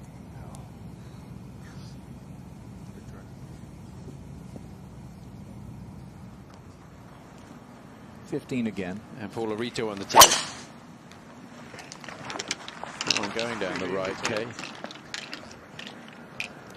Yeah. I think she might avoid both the bunkers, but she's going to have a little bit of trouble with the pine trees on the right. Yeah, got a good angle. They went right over your head. So let's take a look at this 15th hole from that high elevated tee, the highest point on the property, Morgan, and then just a beautiful looking hole, but those bunkers do come into play down the right. Yeah, it's a fairly wide fairway. There's a lot of space up the left to play with, but it's a beautiful hole. Is it dog legs? Most players only having about a wedge, maybe a 9-iron into this green. Hole location on the middle front left today, very accessible. And that's why we've seen a lot of birdies and why this hole is played as one of the easiest holes all week, playing about 3/10 of a stroke under par, 2/10, excuse me, of a stroke under par for the week. Let's take a look. Yeah, there you go. Third easiest hole on the golf course. Only 3 double bogeys for the week, 15 bogeys, so a good chance to make a birdie. This is the tee shot at 17, and Shiyu Lin. This is one of those inviting tee shots where the ball, even if you miss the fairway, can run back into the short grass. Yeah. Shiyu Lin. I don't blame him, I would too. These players will be scampering along. As long as they've hit their tee shots at the 18th, they'll have the chance to finish, even if the players blow the horn. I think we're a little ways away from that issue right now, but they're still not going to waste any time.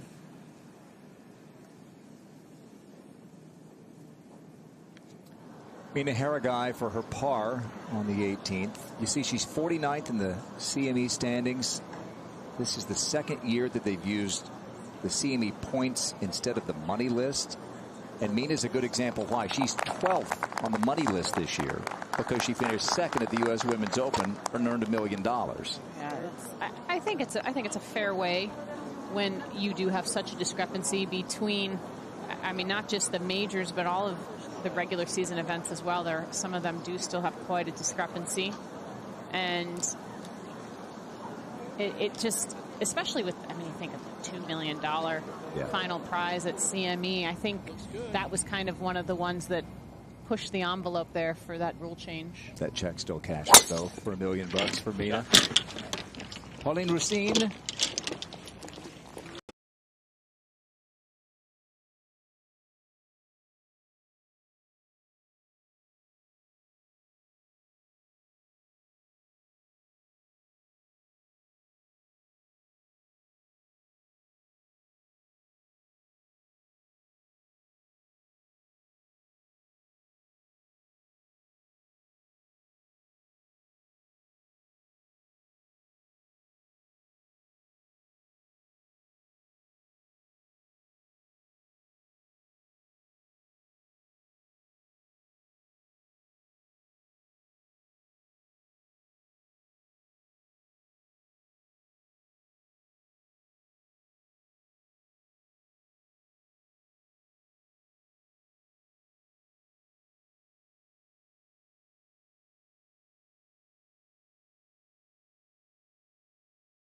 Opening tee shot.